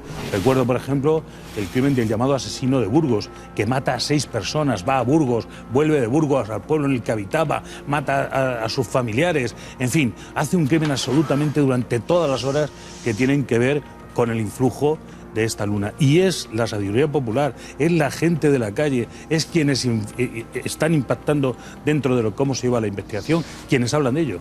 Es decir, no somos los periodistas los que vamos y decimos de pronto allí, aquí tiene que haber un responsable, además de todo esto, que está arriba en el cielo, sino que aparece continuamente en las conversaciones y que lo delatan. Por supuesto, poetas, historiadores, escritores, por supuesto, policías, gente que ha estado dentro de todo esto, mencionan continuamente no solo a la luna, sino a los lunáticos. Y los lunáticos pueden ser perfectamente detectados y señalados con el dedo a lo largo de la historia criminal española. Rotundo, como siempre, Paco Pérez Avellán. Hemos escuchado a la parte que está, desde luego, convencida de que la luna nos influye, hasta ese nivel, ¿no? Tiene un imán, ¿no? ¿Qué pensará José Manuel Nieves? Bueno, en primer lugar, evidentemente la luna tiene un influjo sobre las personas, pero es un influjo cultural. Es decir, desde que el hombre es hombre y se encontró con esa bola brillante en el cielo, y estoy hablando de los hombres de las cavernas, pues eso significaba algo. ¿Qué significaba? Pues se le han atribuido todo tipo de significados mágicos, pero de una forma utilitarista. En una noche de luna llena, pues los cazadores-recolectores, que no tenían otra forma de iluminar, podían cazar a lo mejor, o podían recolectar, o podían ver llegar a las fieras que eran sus enemigos naturales. Entonces, atávicamente, todo eso, cuando la luna es oscura, sin embargo, era todo lo contrario: noche sin luna, noche oscura, noche de miedo, noche de terror, ¿vale? Todo eso, generación tras generación, desde que el hombre es hombre, ha dejado un pozo, ha marcado al ser humano, que reacciona, no cabe duda, ante la luna. Ahora bien, de ahí a sostener que la luna, como cuerpo físico, como satélite que es de la Tierra, tiene una influencia física medible directa sobre cualquier tipo de conducta, comportamiento o idea del ser humano, eso me parece absolutamente incorrecto. No sé quién de los dos ha dicho que la ciencia me parece que Paco, que la ciencia no se ha ocupado. Pues precisamente, si hay un aspecto de la astrología, un aspecto astrológico del cual sí se ha ocupado la ciencia, no con uno ni con dos, sino con centenares de estudios, algunos estudios epidemiológicos hechos durante décadas sobre millones de personas, y ahora podemos dar alguna referencia porque me he traído algunos, ninguno ha sido capaz de demostrar absolutamente ninguna relación entre ninguna conducta humana y nuestro satélite. Perfecto, José Manuel, perfectamente comentado, argumentado, para que ya tengamos debate. Nos queda todo un experto del cerebro, se ha nombrado aquí el cerebro, ¿no? Nuestra conexión, nuestra antena lunar en este caso, Dejamos el titular un poquito ampliado para Manuel Martín Loeches, nuestro amigo, una eminencia mundial en el campo del cerebro. Ustedes ya lo conocen bien. Y luego, por supuesto, podemos debatir. Bienvenido, Manuel. Buenas noches, ¿qué tal? Mostrabas un libro, asentías, sí. Y a la de las cavernas... Cuando y luego... dicen que la ciencia no se ha ocupado de esto, no es verdad. La ciencia se ha ocupado y mucho de esto. Y bueno, esto es un libro del año 82 de un psicólogo muy eminente, se llama Hans-Jürgen Eisen, un psicólogo bastante conocido y muy respetable, donde dedica todo un volumen, junto con otro autor, a estudiar los efectos de la astrología en el comportamiento humano. Los psicólogos somos los que más interesados en el comportamiento humano, por lo que nos toca a nivel académico. La conclusión general, aquí vamos a hablar de la Luna, pero la conclusión está clara, es aplicable a la Luna también. ¿Hay una relación entre las fases de la Luna y el comportamiento humano? Puede ser. La mayoría de los estudios, si cogemos el conjunto de estudios, el resultado es prácticamente nulo. Ha habido algunos estudios que dicen que sí, otros que cuando lo han intentado replicar han encontrado que no. Cuando han encontrado resultados positivos, resulta que unos estaban en una fase y otros estaban en otra fase, con lo cual no hay una relación coherente. Pero sí, se puede hablar en un momento dado, podríamos decir o podríamos admitir que hay algún efecto o que hay alguna relación más bien, pero la relación no es en el sentido de causa-efecto de que la Luna es la que causa estos efectos, sino es el propio ser humano el que, consciente y creyendo que la Luna puede influir, se siente influido, pero en cuanto a los efectos sobre las catástrofes, el destino, la personalidad y demás, no hay nada demostrado. Lo que he demostrado es que prácticamente el efecto es nulo, rozando nulo, y si lo hay, desde luego, el efecto es inverso. Es la persona la que cree que la Luna, sobre todo la Luna llena, y luego puedo explicar por qué, de dónde vienen el origen de estos mitos, de época súper prehistórica, incluso prehumana, que la Luna tiene alguna influencia o algo nos avisa de algún peligro. Os agradezco muchísimo porque son 4 titulares que igual tenemos que acabar aquí, ¿no? Diciendo, oye, qué bien expuesto, que cada uno que se quede con lo que ha escuchado, lo que más le guste, y quizá las 4 partes tengan algo de razón. Pero evidentemente tenemos, aunque sea unos minutos de debate, y para ver si ustedes no cambian de opinión. Es muy interesante porque ahora muchas personas estarán de acuerdo con cada uno de los invitados. Pero, ¿qué va a pasar ahora? Vicente, te rías directamente, que nos ha sorprendido también. ¿Por qué? ¿Por qué? ¿Qué te produce esa hilaridad? Hombre, que son opiniones las que están virtiendo, que eso, no dejan de ser opiniones. Yo, por contestar algunas cosas que ha dicho Nieves, él dice que esto, de alguna manera, pues claro, nos quedó del pasado, de cuando éramos cazadores, recolectores y este tipo de cosas y demás, ¿no? Esto es algo que algunos científicos están diciendo, sobre todo los que no quieren tomar en serio las estadísticas que han demostrado el influjo lunar, y le llaman a esto un fósil cultural. Ese prejuicio de la ciencia siempre está, pero las demostraciones, hoy que la ciencia está avanzando mucho, os daré una para que luego sigamos hablando todos, y es que esta es muy reciente. El año pasado, Christian Cajochen se llama, un investigador del Departamento de Psiquiatría de la Universidad de Basel en Suiza, demostró, investigando una serie de individuos, que en luna llena dormimos un promedio de 20 minutos menos, que tardamos más en abrazar el sueño.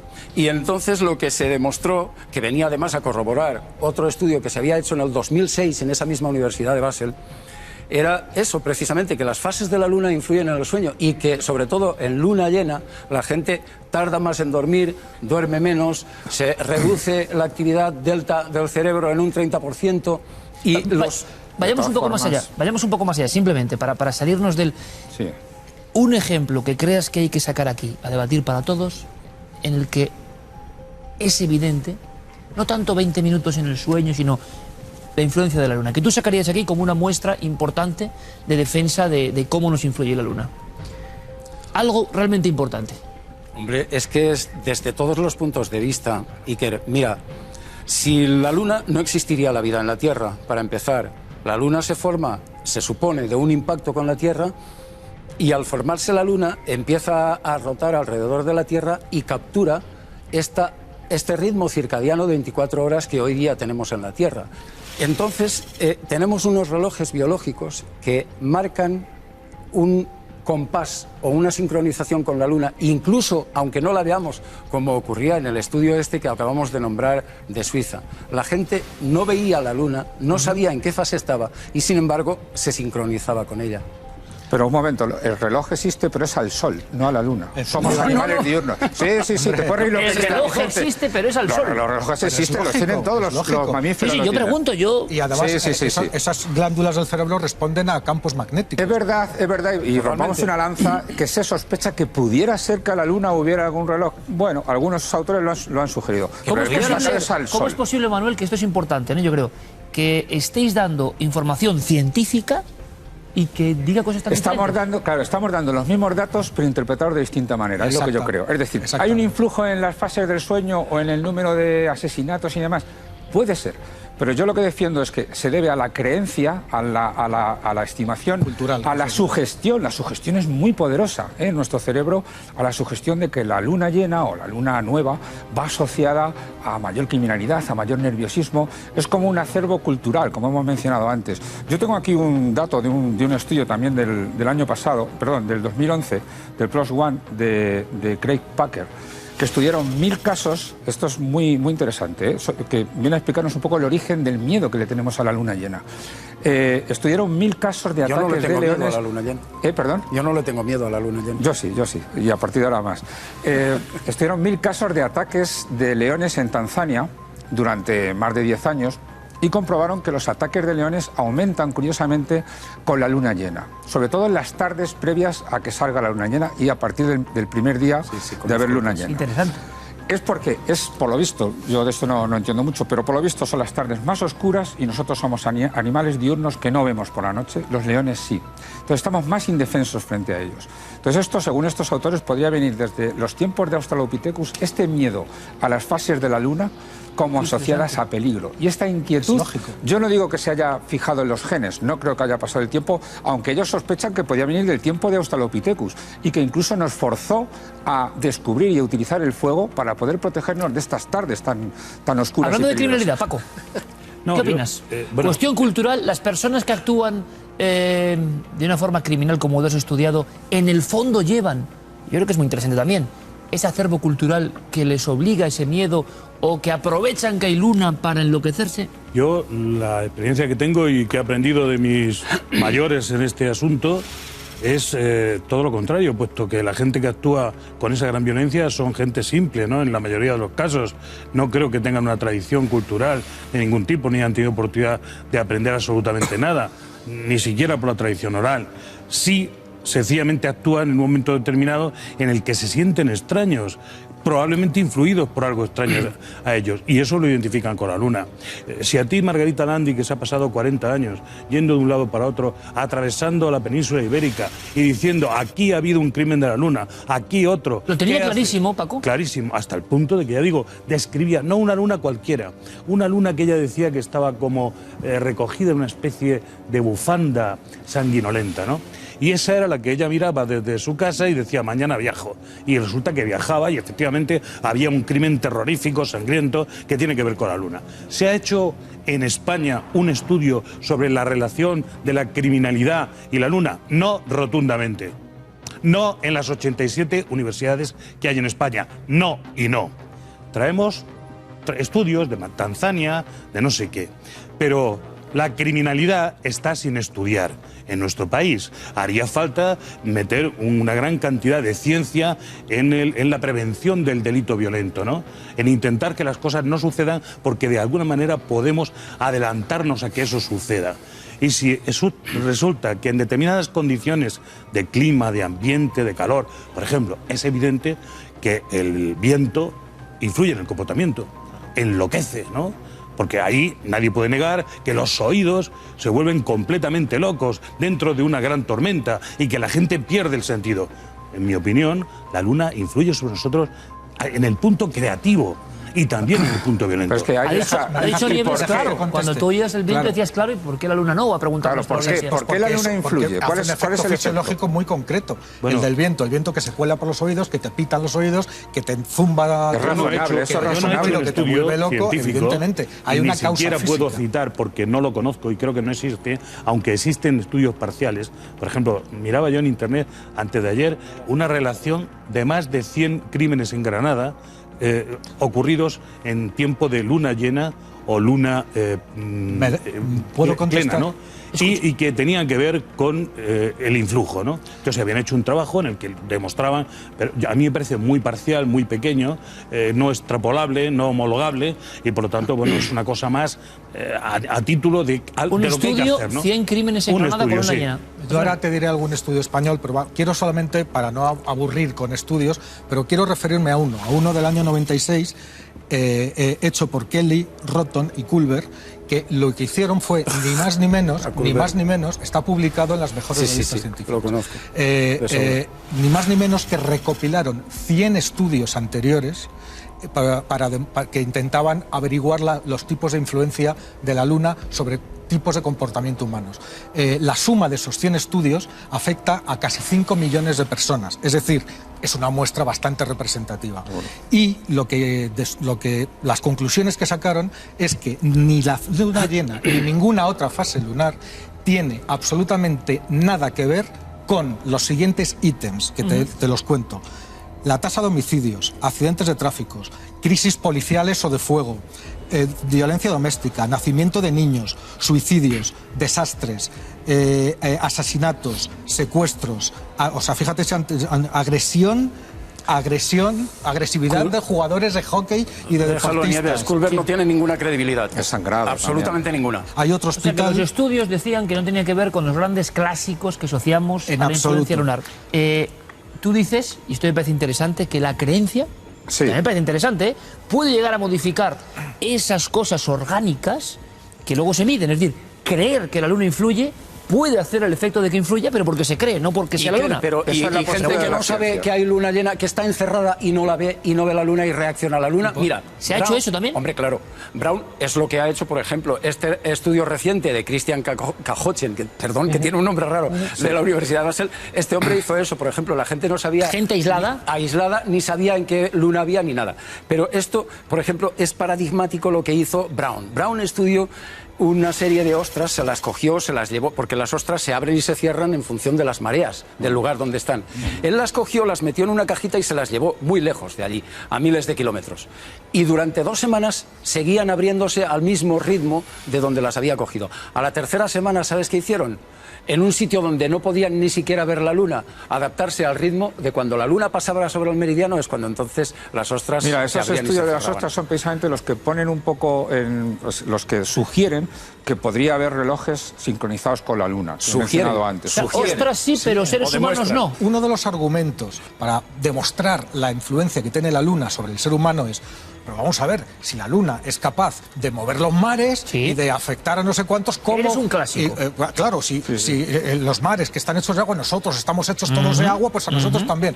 Bueno, pues no, porque la luna, el único efecto físico comprobado, de verdad, que tiene la luna sobre la Tierra y todos los terrestres, es la gravedad.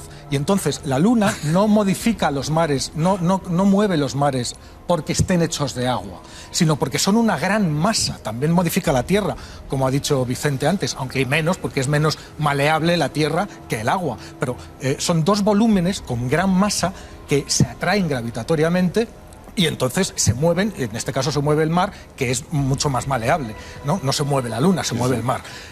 Eso por un lado, pero eso no funciona. ¿Cómo que para nada? Vamos a ver, la gravedad... Cuando termines hablaré. ¿Lo vas a decir también cómo funciona la gravedad? Cuando Vicente? termines hablaré. Bueno, pues entonces déjame terminar.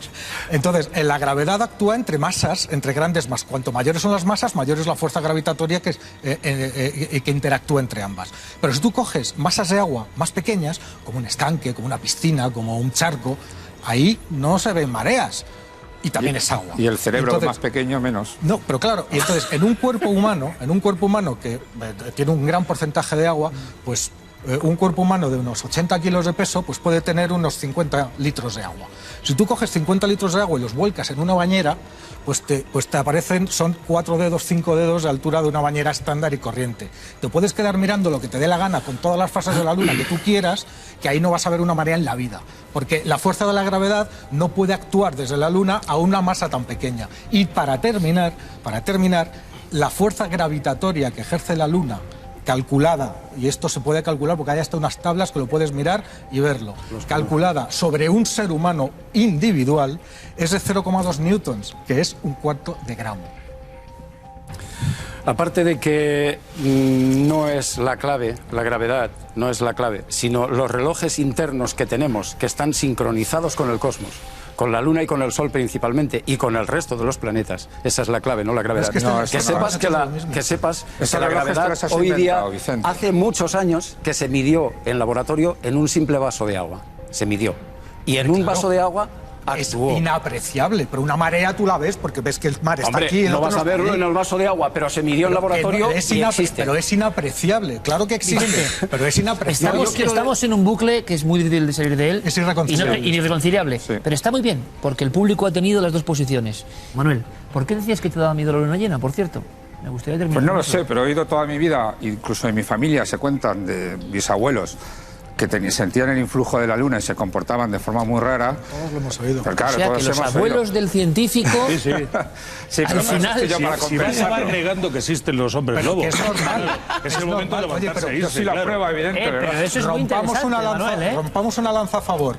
Puede ser. ¿Quién no le ha pasado estar en el campo, en la playa, en el mar, tal, ver un pedazo de luna llena enorme y sentirse como... no sé, lleno de vitalidad o lleno de ganas de inspirado para ponerte a escribir, para hacer un poema, para amar, para correr o para cualquier otra cosa? Porque hay luz. Acabamos con esa visión poética. Me ha gustado. Es humano. Me ha gustado. Visión poética, por aquí se han dicho muchas cosas con mucha intensidad, muchas muy interesantes, efectivamente. Y en el fondo, yo creo que, bueno, ustedes tienen que elegir, o no elegir, quedarse con cosas de cada uno, ¿no? Ha habido visiones completamente opuestas. ¿La Luna nos influirá? Hablaremos mucho más de la Luna seguro, de cómo nos influye. Hagan el experimento. Puede haber sorpresas. Muchísimas gracias, amigos, como siempre, de verdad. Vamos ahora con una historia. Fijaos, y esto lo sabe muy bien nuestro compañero José Manuel Nieves, lo que es la información, el famoso caso del avión perdido. Y ya hasta nos hemos olvidado. Pero hay personas que no se olvidan y que siguen trabajando a nivel informático. Yo creo que esto les puede interesar.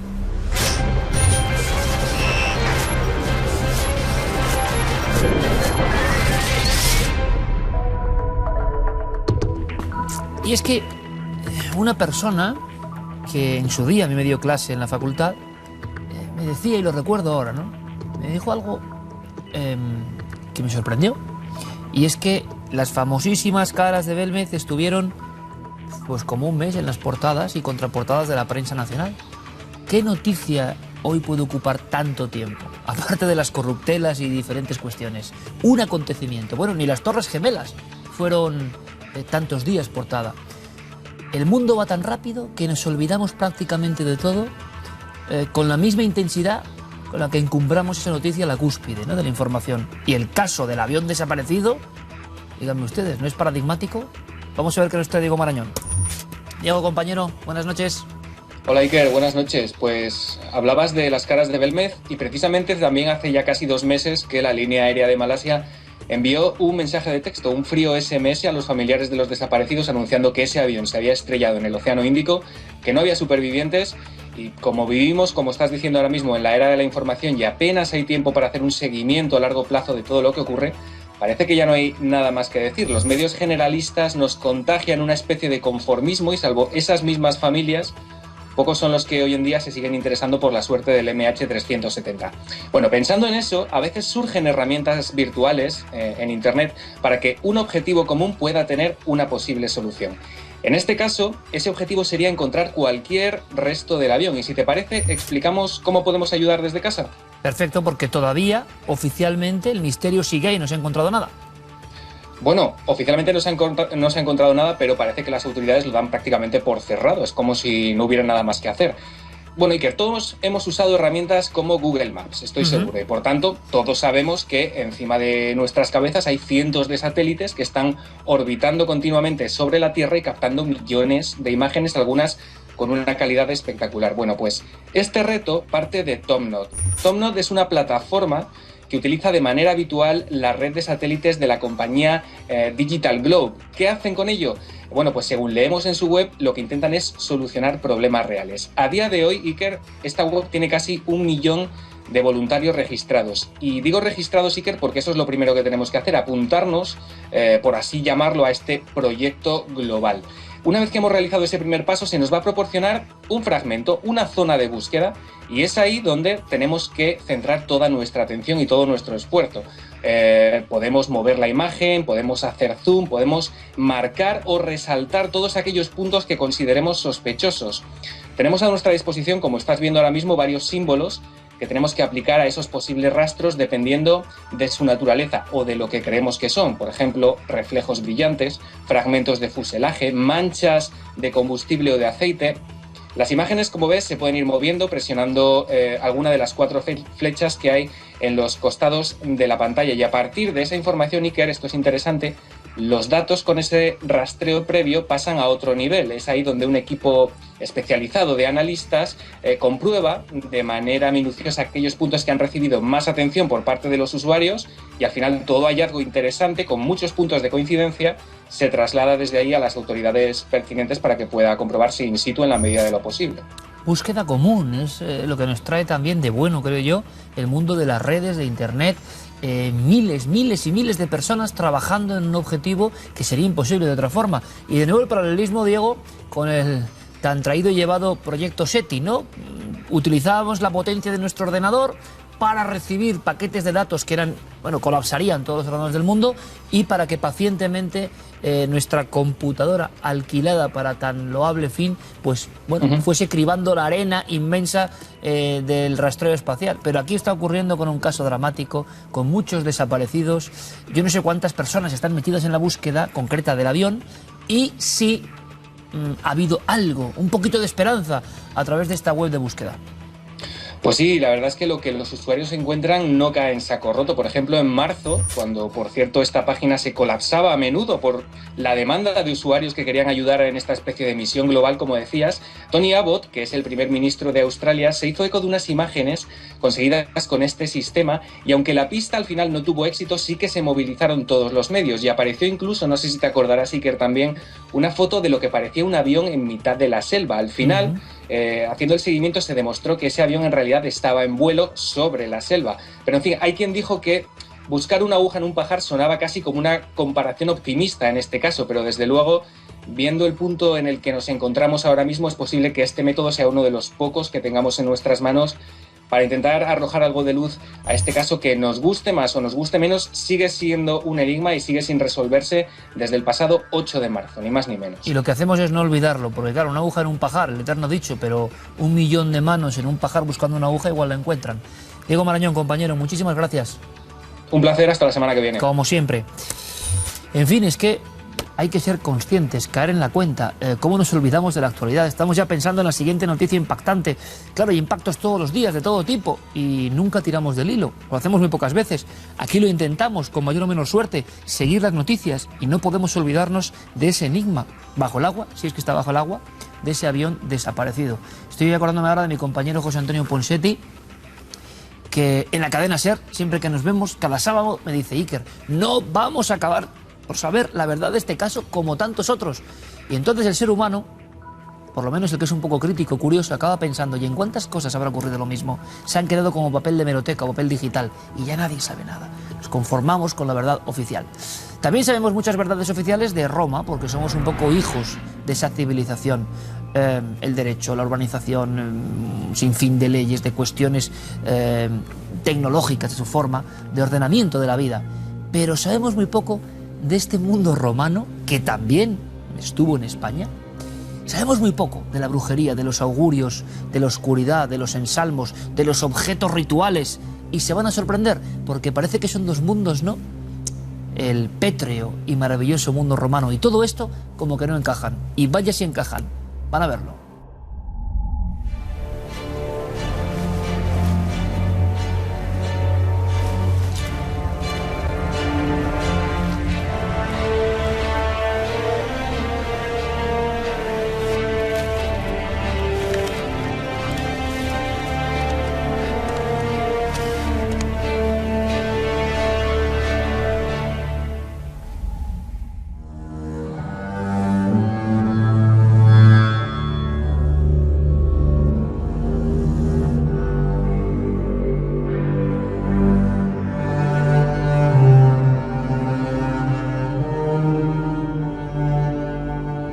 A través de estos objetos extraños que están contemplando, vamos a iniciar un viaje en el tiempo. Y tenemos la fortuna de que nuestro guía sea, yo lo voy a decir, uno de mis escritores / investigadores favoritos, sin duda alguna. Un hombre lleno de entusiasmo, un hombre que se sumerge también en el tiempo pasado para contarnos secretos, misterios, historias. Él es uno de los pioneros y uno de los críticos más importantes de este país, de este mundo además, en el que nosotros vivimos, la televisión. Pero desde hace unos años ha iniciado una carrera sorprendente y que a mí me parece maravillosa. Seguro que muchos lo recuerdan, hablándonos de un cátaro concreto, el cátaro imperfecto, una historia ocurrida en el Maestrazgo, una historia tremenda. Pero es que ahora Víctor Amela se ha ido más allá y nos ha contado la historia de la grandeza, del impresionante imperio romano. Y a mí, ¿qué me interesa? Que resulta que en ese recorrido que él hace para traernos amor contra Roma, resulta que hace de investigador, como les digo, y nos trae también un manojo de historias misteriosas que yo desconocía, de brujería, de presagios, de augurios. La cara B, ¿no? De Roma también. Víctor, sabes que es un honor tenerte aquí, gracias. Para mí lo es transitar con tu nave durante un ratito, aunque solo sea un ratito. Muchas gracias. Disfrutamos, nuestro artesano Juan Villa encima nos ha colocado, nos ha materializado algunos objetos que, ¿sabes lo que pasa? Que el público dirá, bueno, esto es vudú, ¿no? Bueno, ciertamente... ¿Qué tendrá que ver vudú con Roma? Ciertamente, es exactamente vudú. Es decir, en aquella época, cuando una persona quería perjudicar a otra, lo que hoy llamaríamos un mal de ojo, un maleficio, tenía varias fórmulas. Una era la que estamos viendo ahí, tomar un muñeco que reprodujera, que prefigurara a la persona a la que se quería perjudicar, clavarle las agujas en los miembros y órganos que se quería dañar y esconder en un lugar indicado, que preferentemente era o bien un nicho, una tumba, un pozo, una sima en la que discurriera agua subterránea, porque consideraban que era la manera de que ese mensaje llegara rápidamente a Plutón y a las fuerzas plutónicas del otro mundo, que eran las que podían influir en este a través de ese maleficio. Y algo que a mí me impresiona mucho, las tablillas de plomo. Eran unas laminillas de plomo en las que fácilmente con un punzón se podría escribir el nombre de la persona a la que se quería perjudicar, o la figura, su figura, dañar las partes que se quería dañar, tachar su nombre, enrollar esa laminilla de plomo y con un clavo de hierro clavarla en un féretro, en un ataúd, preferentemente de un niño o de alguien muerto en circunstancias dramáticas, y eso era transmitido por ese muerto rápidamente al inframundo, al otro mundo, a las fuerzas plutónicas que actuaban tal como ahí se les dictaba. Y claro, naturalmente lo que había también eran formas de protegerse de eso, y si quieres también hablamos de ello. Pero está en nuestras raíces, porque no hay un solo lugar en esta península nuestra en donde no haya una ruina romana. Cualquier pueblo, cualquier aldea, cualquier ciudad tiene en sus cimientos una ciudad romana. Los romanos son nuestros abuelos y eso ha sucedido aquí hace ahora 2000 años. No me extraña, Víctor, tu éxito, no me extraña por ese entusiasmo que al final es lo que merece la pena, porque se pueden contar las cosas de muchas formas y de pronto ya estamos todos, yo el primero, ya estamos en ese mundo que creemos conocer porque está en nuestra impronta genética, está en las grandes obras, bebemos de Roma muchas de las cosas que configuran nuestra civilización actual. Pero todo esto que tú me traes casi como sorpresa, esto es menos conocido y ahora indagaremos un poco más en nuestro mural. Pero ha habido algo, Víctor, que tú además desgranas en tu novela, que yo les recomiendo desde ya, al margen de la novela en sí, porque de pronto se ha convertido, repito, en un pesquisador de misterios romanos que también aparecen. Cuando y yo he visto, y tú lo sabes, fotos de tu escritorio, cuando uno hace casi el CSI de una novela, empieza a descubrir cosas que igual no estaban efectivamente previstas, preparadas, ¿no? Sí. Y se cruzan con uno y hay que contarlas. Por ejemplo, augurios. Cuéntame un poco cómo se hacían esos cuadrángulos del cielo y cómo miraban el futuro, porque a mí me parece alucinante. Pues mira, el hombre más poderoso del mundo, quizá el hombre más poderoso de la historia, que fue el emperador Augusto, no cometía una campaña militar, no cometía ninguna misión oficial, no celebraba nada sin antes consultar a su colegio de augures. Eran una especie de sacerdotes especializados en augurios, leyendo el paso de las aves. De madrugada, uno de ellos, preferentemente el sumo sacerdote de los augures, subía a la colina del Capitolio, empuñaba el báculo, que es el que han heredado los obispos católicos, exactamente ese báculo con el extremo un poco en espiral, y con ese báculo llamado litus trazaba, mirando hacia el sur, un cuadrángulo, el Cardus y el Decumanus, que es como se trazaban también las urbes romanas, y una vez delimitado en el cielo ese espacio, esperaba el alba. Había orden en Roma de que no circulase ningún carromato a esa hora, porque se exigía un silencio absoluto para que el augurio fuera correcto, y había un esclavo específicamente adiestrado para dar una señal en el momento en que el silencio fuera total. Y en ese momento el augur miraba al cielo.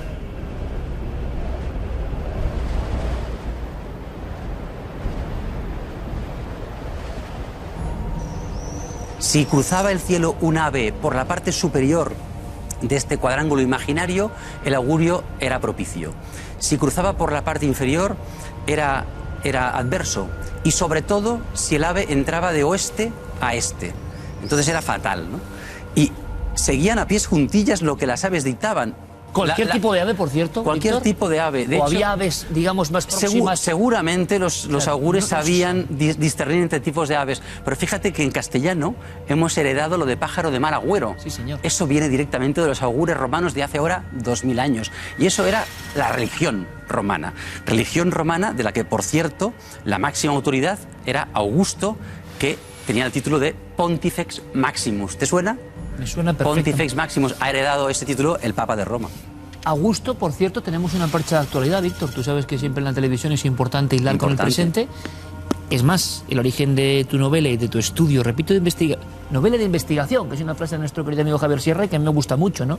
Porque una novela uno investiga de verdad, para argumentar, no es solo ficción. Bueno, la ficción es un terreno muy resbaladizo. De repente uno se documenta de un montón de cosas que quiere transmitir, como ahora hace Víctor, hace 2000 años. Mira, el día 19 de agosto de este año, 2014, se cumplen exactamente 2000 años del día en que muere el hombre más poderoso del mundo, quizá el hombre más poderoso de la historia, César Augusto.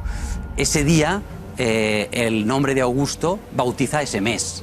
Hoy hablamos de agosto en recuerdo, en conmemoración de ese hombre, Augusto. Para mí es la señal de que seguimos viviendo en su mundo.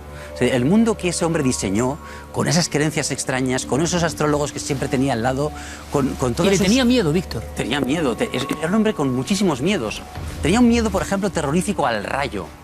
Él, en su campaña en Hispania, una de las 2 veces que estuvo en Hispania, vio morir a un hombre, a un soldado, a un legionario, fulminado por un rayo a escasos metros de él. Y le tomó un pánico terrorífico al rayo, que sabes que es lo que envía Júpiter, que es el superior de los dioses del panteón romano. Y para protegerse del rayo, llevaba siempre entre sus ropajes, en su toga, un trozo de piel de foca, que en esa época se creía que protegía, que rechazaba el rayo. Y a un amuleto para la fuerza del cielo. Pero ese cielo tenía augurios, como hemos visto, estamos aprendiendo, tenía señales, y Augusto, a pesar de que se rodeaba de estos astrólogos, llegó a hacer, si no tengo mal entendido, Víctor, una serie de proclamas para eliminarlos, para exterminarlos prácticamente. Fíjate, por 2 veces expulsó de Roma a todos los astrólogos y magos. Por 2 veces. Le tenía un respeto muy grande a la astrología y también a la palabra. Era un hombre que creía en la palabra. El poder de la palabra. Sí, era un hombre que sabía hablar bien, que él mismo en público juzgaba, que él mismo se subía al foro a leer los decretos que él aprobaba y tenía fe, respeto y miedo a la palabra. Por eso un poeta, Ovidio, se convirtió en su máximo enemigo, porque le tenía miedo a la palabra. Recordad que la palabra latina carmen puede traducirse a la vez como poema y como encantamiento, como canto y como encanto, a la vez. De manera que en aquella época los poetas no eran seres diletantes que hacían rimas, sino eran seres que tenían poder. Que lo que ellos decían podía hechizar y alterar la realidad. O sea, que esas personas tan civilizadas, entre comillas, con un conocimiento que ha levantado nuestro mundo, también tenían ese lado oscuro, ese temor a esa irracionalidad, a esa oscuridad. Fíjate, Víctor, entre los muchos objetos, a algunos les sorprenderá, por supuesto, y ahora vamos a desvelar su misterio. Fíjate que uno que a mí me llama la atención y que yo conocía solamente de una cultura que siempre me ha llamado tanto la atención, en el sentido de que eran un poco los que estaban en los antiguos territorios de los romanos. Cierto. Y su sonrisa, ¿no? Tanto se ha escrito de ella, pero su afición por las mancias, y su extraño modo de vida, ¿no? Como riéndose a veces parece en el lecho de muerte, les ha llenado de enigmas. Han sido una cultura enigmática. El enigma de los etruscos. Bueno, pues la primera vez que yo he visto esa pieza rara que hay ahí, que tú me vas a contar lo que es, a mí me impactó. Y ahora he aprendido una cosa gracias a ti. ¿Cómo se hacía la carta astral de cierto órgano? Cuéntanos. Ciertamente, también, del mismo modo que se consultaba a los augures, en ciertas circunstancias se consultaba a los arúspices. Los arúspices eran una suerte de sacerdotes que habían heredado esa tradición etrusca, esos conocimientos de los etruscos, entre los que está la lectura del hígado de ciertos animales como el carnero o el buey, que eran sacrificados ritualmente, se extraían sus entrañas y ellos tenían la capacidad de leer esas entrañas, en particular el hígado, para facilitar la lectura. Víctor, permíteme, que residía algo poderoso ahí quizá, porque lo normal sería el corazón o... No, el hígado parece que el hígado de alguna forma recogía las energías que circundaban a esa criatura, a ese ser vivo, y que eran por tanto como un planisferio del cosmos entero. De manera que sabiendo leer el hígado sabías cuál era el reloj cósmico y sabías si convenía o no actuar en una determinada circunstancia, preguntándole al hígado. Entonces, para facilitar esa lectura, colocaban ese órgano sobre ese plato de bronce que estaba grabado en 16 casas, 16 partes, cada una de ellas correspondiente a una zona del horóscopo, a una estrella, a un dios, y eso permitía, en función de la irregularidad del hígado en esa zona, de una mancha de color, de cualquier signo, interpretar si convenía o no acometer una misión o no. Y se hacía caso. Absolutamente. Era lo que hoy diríamos nosotros científico. Para ellos era su ciencia. Un hígado clavado en esa especie plato de bronce de pivote que tenemos ahí. La lectura de los augures sobre ese hígado movilizaba a miles de personas. Claro, una campaña militar, una ceremonia pública, una ley, un acto, una pompa del emperador, todo eso podía triunfar o fracasar en función de lo que dijeran los hígados de los carneros y de los bueyes o los pájaros que cruzaban el cielo. Ellos no bromeaban con eso, ¿eh? Por cierto, que pueden estar pensando, bueno, qué tonterías, no les fue tampoco tan mal. No, es decir... bueno, fíjate, el mundo que funda Augusto dura, después de su muerte el 19 de agosto, 500 años más, hasta la caída del Imperio Romano. Pero 500 años no son ninguna broma. Pero no solo esos 500 años, sino 2000. Porque hoy en día hablamos su lengua, la Iglesia Católica es la herencia del molde de la religión romana, tal cual, ¿no? El Pontífice Máximo, el báculo, la tiara, todo eso se hereda. O sea que muchas profecías debían dar en el clavo, hay que decirlo, ¿no? Algunas deberían acertar, sin duda alguna. Seguramente así es. Junto a ese plato para la hepatomancia, tenemos una forma fálica.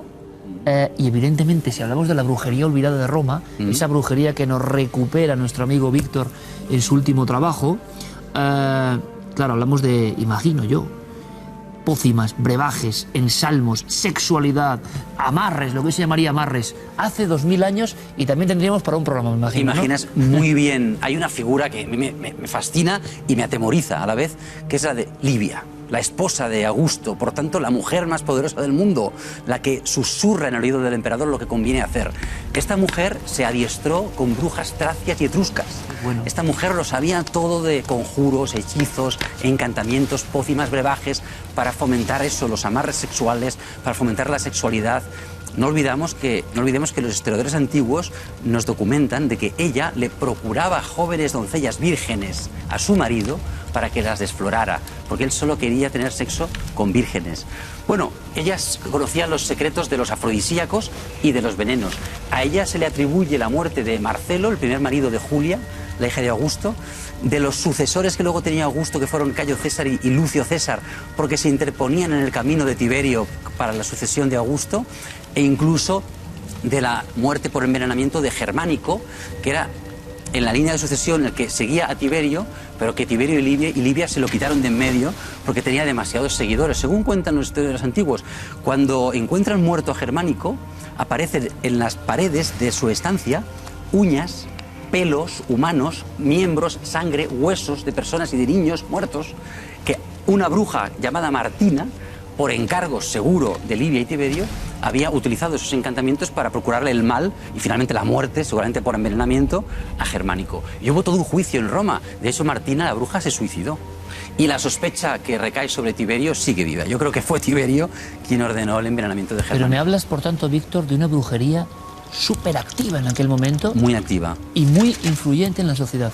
Bueno, eso nos consignan los historiadores en esa época. Es decir, la vida cotidiana de Roma estaba marcada por estas cuestiones. Por ejemplo, pues si la gente quería protegerse de ciertos malos augurios, pues clavaba en la jamba de una puerta de casa un clavo que antes había estado en un ataúd. Eso era común, ¿no? Era muy común. Por ejemplo, frente a algunas casas pompeyanas y romanas había un príapo, la figura de un pene, también en algunos huertos, porque ello ahuyentaba los males de ojo, los malos augurios. La forma fálica que está ahí en eso, esas formas que hemos sobredimensionado, pero que era un colgante, sí, habitualmente, colgantes, sí. era para eso, era para la ahuyentar protección. El mal de ojo, los malos espíritus. Y fíjate por qué, porque mayoritariamente cuando vemos repentinamente un pene sonreímos. Nos hace gracia, ¿no? Esa sonrisa es la que ahuyenta al mal espíritu. O sea, esa alegría, ese buen rollo, ese momento jocoso o festivo es el que no quieren los malos espíritus y los ahuyenta.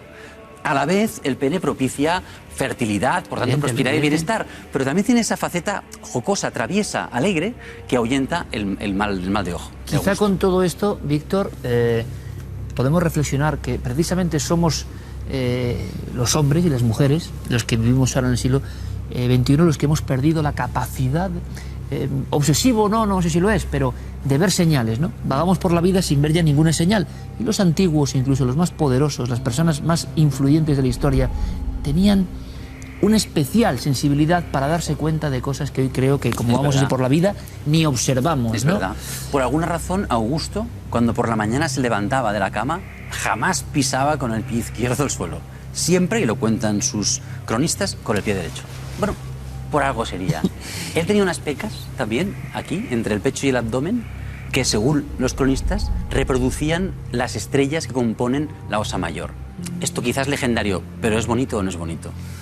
Bueno, yo lo que invito es a navegar dentro de esta novela de investigación, Amor contra Roma. Van a descubrir muchas cosas de Augusto. Y yo, Víctor, por ese entusiasmo, por esa pasión en hacer las cosas, sabes que esta es tu nave también y te deseo siempre lo mejor. Hasta la próxima aventura, amigo. Muchas gracias, amigo. Gracias, de verdad. Muchas gracias. Hasta la próxima. Mucha suerte. Madre mía, qué cantidad, qué arsenal de historias, de datos. Hemos, bueno, pues buceado, ¿no? Un poquito. Pero, no sé, creo que habrá que seguir hablando de esto y te invito, Víctor, a que en un lugar maravilloso, sagrado, impresionante, en mitad de la noche, ya lo iremos contando, me vuelvas a contar cosas de Roma. ¿Te parece? Será un privilegio para mí. Muchas gracias, Iker. Gracias, Víctor. Nosotros continuamos. Menudas historias que tiene la propia historia antigua, ¿no? Seguro que también se ven las biografías pues de otra forma y yo les invito a que lo hagan. Es una misión de este programa fundamental, reencantarse con nuestro pasado, porque en el fondo sigue presente, sigue influyéndonos, aunque no seamos conscientes de ello. Vamos con fotografía, ¿les parece? Fotografías de Cuarto Milenio.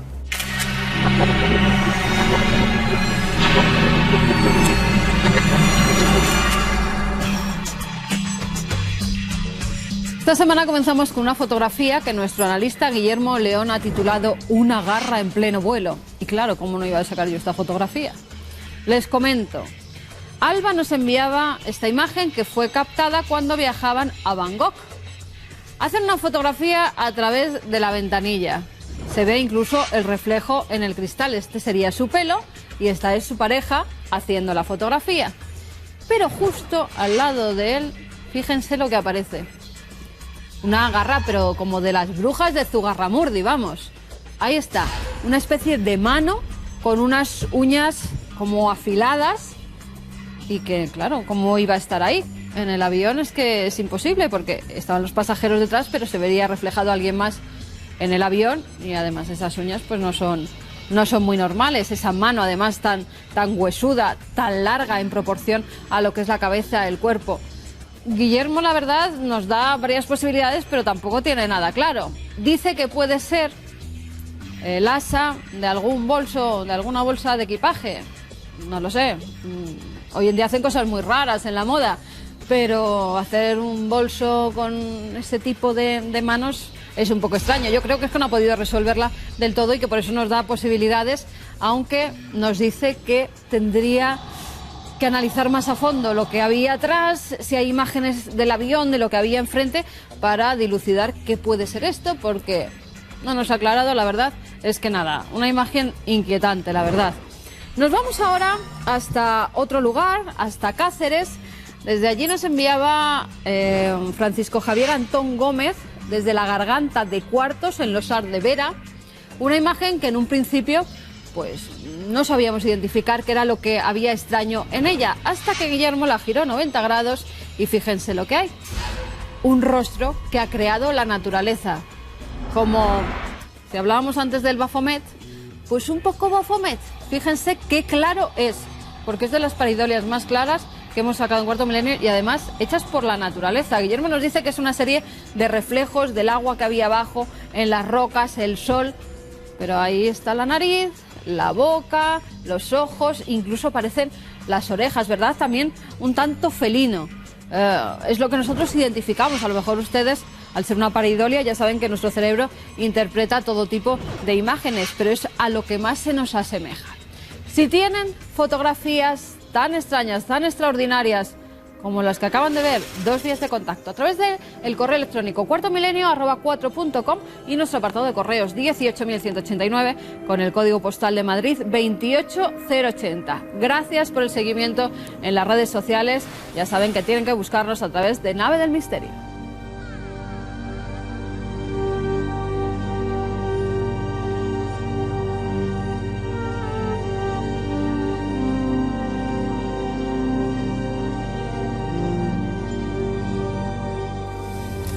Amigos, hace poco recibí una fotografía que realmente me ha emocionado, no se lo voy a negar, porque hay cosillas, ¿no?, que llegan a lo hondo, al corazón, al alma.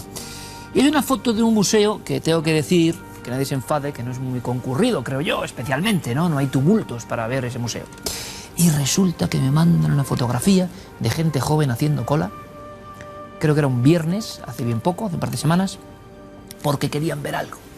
De pronto hay muchachos que no eran habituales tampoco del museo, pues se había encendido la chispa de querer encontrarse con alguien. ¿Y quién era ese alguien? Ese alguien era nuestro querido amigo, el astronauta, el extraterrestre del Casar de Cáceres, que vino aquí, como tantos y tantos enviados a Nave del Misterio, con el profesor, el epigrafista Ricardo Hurtado de San Antonio. Epigrafista de trayectoria intachable y que se atrevió a decir: yo creo que esto es un ser extraterrestre. Bien. Colas en el museo todo el fin de semana y estos días. Y la gente alucinando. El propio Ricardo, mucha gente. Y yo sentía esa vieja emoción, ¿no? Porque les diré que desde muy niño, leyendo a Juan García Atienza, las guías de la España mágica, leyendo a Carlos Pascual, la guía de la España sobrenatural, o el Gárgoris Yavidis de Dragó, y tantos otros libros, que en el fondo eran viajeros que redescubrían la España mágica, yo sentía que aquella era una buena misión, de verdad. Yo sentía que eso era una cosa hermosa, que era reencontrarnos con la raíz enigmática, la raíz de lo que somos nosotros mismos, al margen, ¿no?, del barullo del día a día, de lo que vivimos. Y que qué bonito era acudir, por ejemplo, a ver la lápida del Casar de Cáceres en el museo, porque en ese recorrido te vas a enterar de otras cosas y a lo mejor ves Cáceres con otros ojos, y a lo mejor ves su increíble muralla, y a lo mejor te fijas en las otras estelas, y a lo mejor aprendes. El misterio, siempre lo digo, como herramienta para despertar la curiosidad. Y también lo repito, solo algunos obtusos pueden pensar que el misterio es un fin en sí mismo, o que es algo propio de la superstición, o que no conduce a ningún conocimiento, porque la mayoría de personas que yo conozco han ido a ver una cosa y resulta que esa experiencia de ver esa cosa, de hacer ese viaje diferente, que igual el necio puede decir vaya tontería, les ha enriquecido, porque en ese proceso de viaje por la España mágica, sea en su propia ciudad, en su pueblo, se trasladen, han aprendido algo, han visto algo distinto, han notado la emoción de estar delante de ese objeto sagrado, de ese lugar de poder, de ese sitio que es distinto, donde la vida se convierte en algo diferente, donde los antiguos nos dejaron su mensaje, su legado. Ahora que tanto se habla de patrias y de cuestiones, qué maravillosa patria, yo la siento como mía, es esa, ¿no? La España mágica, la España de muchas civilizaciones, de culturas, de razas diferentes, de etnias distintas, de pueblos marginados y pueblos malditos y pueblos venerados, que han dejado su semilla, y casi todos, y casi todo lo que recomendamos, con un anhelo de trascendencia, con ídolos que hablan de algo más allá, con una sensación de que para el hombre antiguo de diferentes épocas, pues todo era importante porque creían que había otra vida. Bueno, pues gracias a ustedes, y lo vuelvo a decir, Porque, por ejemplo, con la Dama de Baza la semana pasada, y yo no quiero dejarlo en el tintero, es una compañera, una de tantas chicas que trabajan en yacimientos arqueológicos españoles, la que nos manda una pista, quizá creyendo que no llegará a ningún sitio, y eso nos hace reinvestigar la Dama de Bazas. Es decir, no es solo aquí en plan profesoral, esta es la España mágica, no, sino que ustedes, desde dentro, desde fuera, con conocimiento, con rumores, nos ponen en la pista para que al final el círculo mágico se complete y a través de la televisión nosotros demos esa información, llegue a todos ustedes y muchas personas que tenían la Dama de Baza al lado, que tenían la campana de Velilla al lado o que tenían la lápida del Casar de Cáceres al lado, la redescubran. Y les aseguro que eso es algo maravilloso, algo que yo no había ni soñado, ser un poco embajador de esa España que como no tiene consigna política, como no está a la izquierda ni a la derecha, como no es ni rica ni pobre, como no sabe de esas zarandajas, resulta que casi nadie de los poderes interesa promocionar. Pero cuando el público, cuando ustedes reciben el mensaje, resulta que el museo se llena, resulta que a la campana de Velilla van cientos de personas, resulta que a las cavernas cántabras, cuando hablamos de ellas, se colapsa. Resulta que ustedes, aunque les digan lo contrario, tienen ganas de conectar con la España mágica, porque saben que algo de ustedes también irradia ahí, que ese mensaje está ahí, que somos nosotros y que luego cada uno puede seguir aprendiendo y que la experiencia, cuando se va con el corazón en la mano, es maravillosa, es única. Yo, en fin, puedo hacer muchas cosas en mi vida, no sé cuántas haré, cuántas dejaré de hacer, pero haber motivado a que mucha gente vaya a lugares, a piezas concretas, a lugares concretos y sienta buenas sensaciones y se enamore de ese pasado e investigue, eso les digo que no tiene precio, que no está pagado, que es imposible compensarlo. Y al final, ustedes también me han puesto en esta posición. Nosotros lo que podemos hacer es seguir alentando esa otra forma de patria, ¿no? Quizás es que estamos en un momento en que tenemos que admirar esa España sagrada, esa España mágica, esa España diferente, llena de historias que darían para 100.000 novelas, y pasamos por ella sin darnos cuenta. Necesitamos el reclamo, necesitamos la historia atractiva, necesitamos la pieza concreta para luego meternos ahí. ¿Cuántas personas conozco yo, cuántas de verdad, que no tienen ningún interés y que una historia, una anécdota para muchos les ha conducido en la vida de acoplarse a esta España mágica y tener nuevo aprendizaje? Y al final les diré, yo creo que estas piezas, la Dama de Baza, las cavernas, los ídolos íberos, todo lo que contamos, ¿saben lo que creo de verdad? Y yo sé que estoy muy loco, que ellas, esas piezas, se nutren de nuestro asombro. Es como si agradeciesen, creo yo, nuestro asombro. Cuando vuelve a tener la lápida del Casar, esos ojos de gente joven mirándole, adorándole, sorprendiéndose, hablando junto a ellos. Cuando la Dama de Baza, cuando la Dama de Elche, cuando tantas cosas que tuvieron ese asombro en su día vuelven a recibirlo, yo sé que están agradecidas, que hay un círculo mágico que se ha cumplido y que nosotros estamos haciendo lo correcto. ¿Y a ustedes? ¿Qué les parece? Hasta dentro de 7 días, amigos.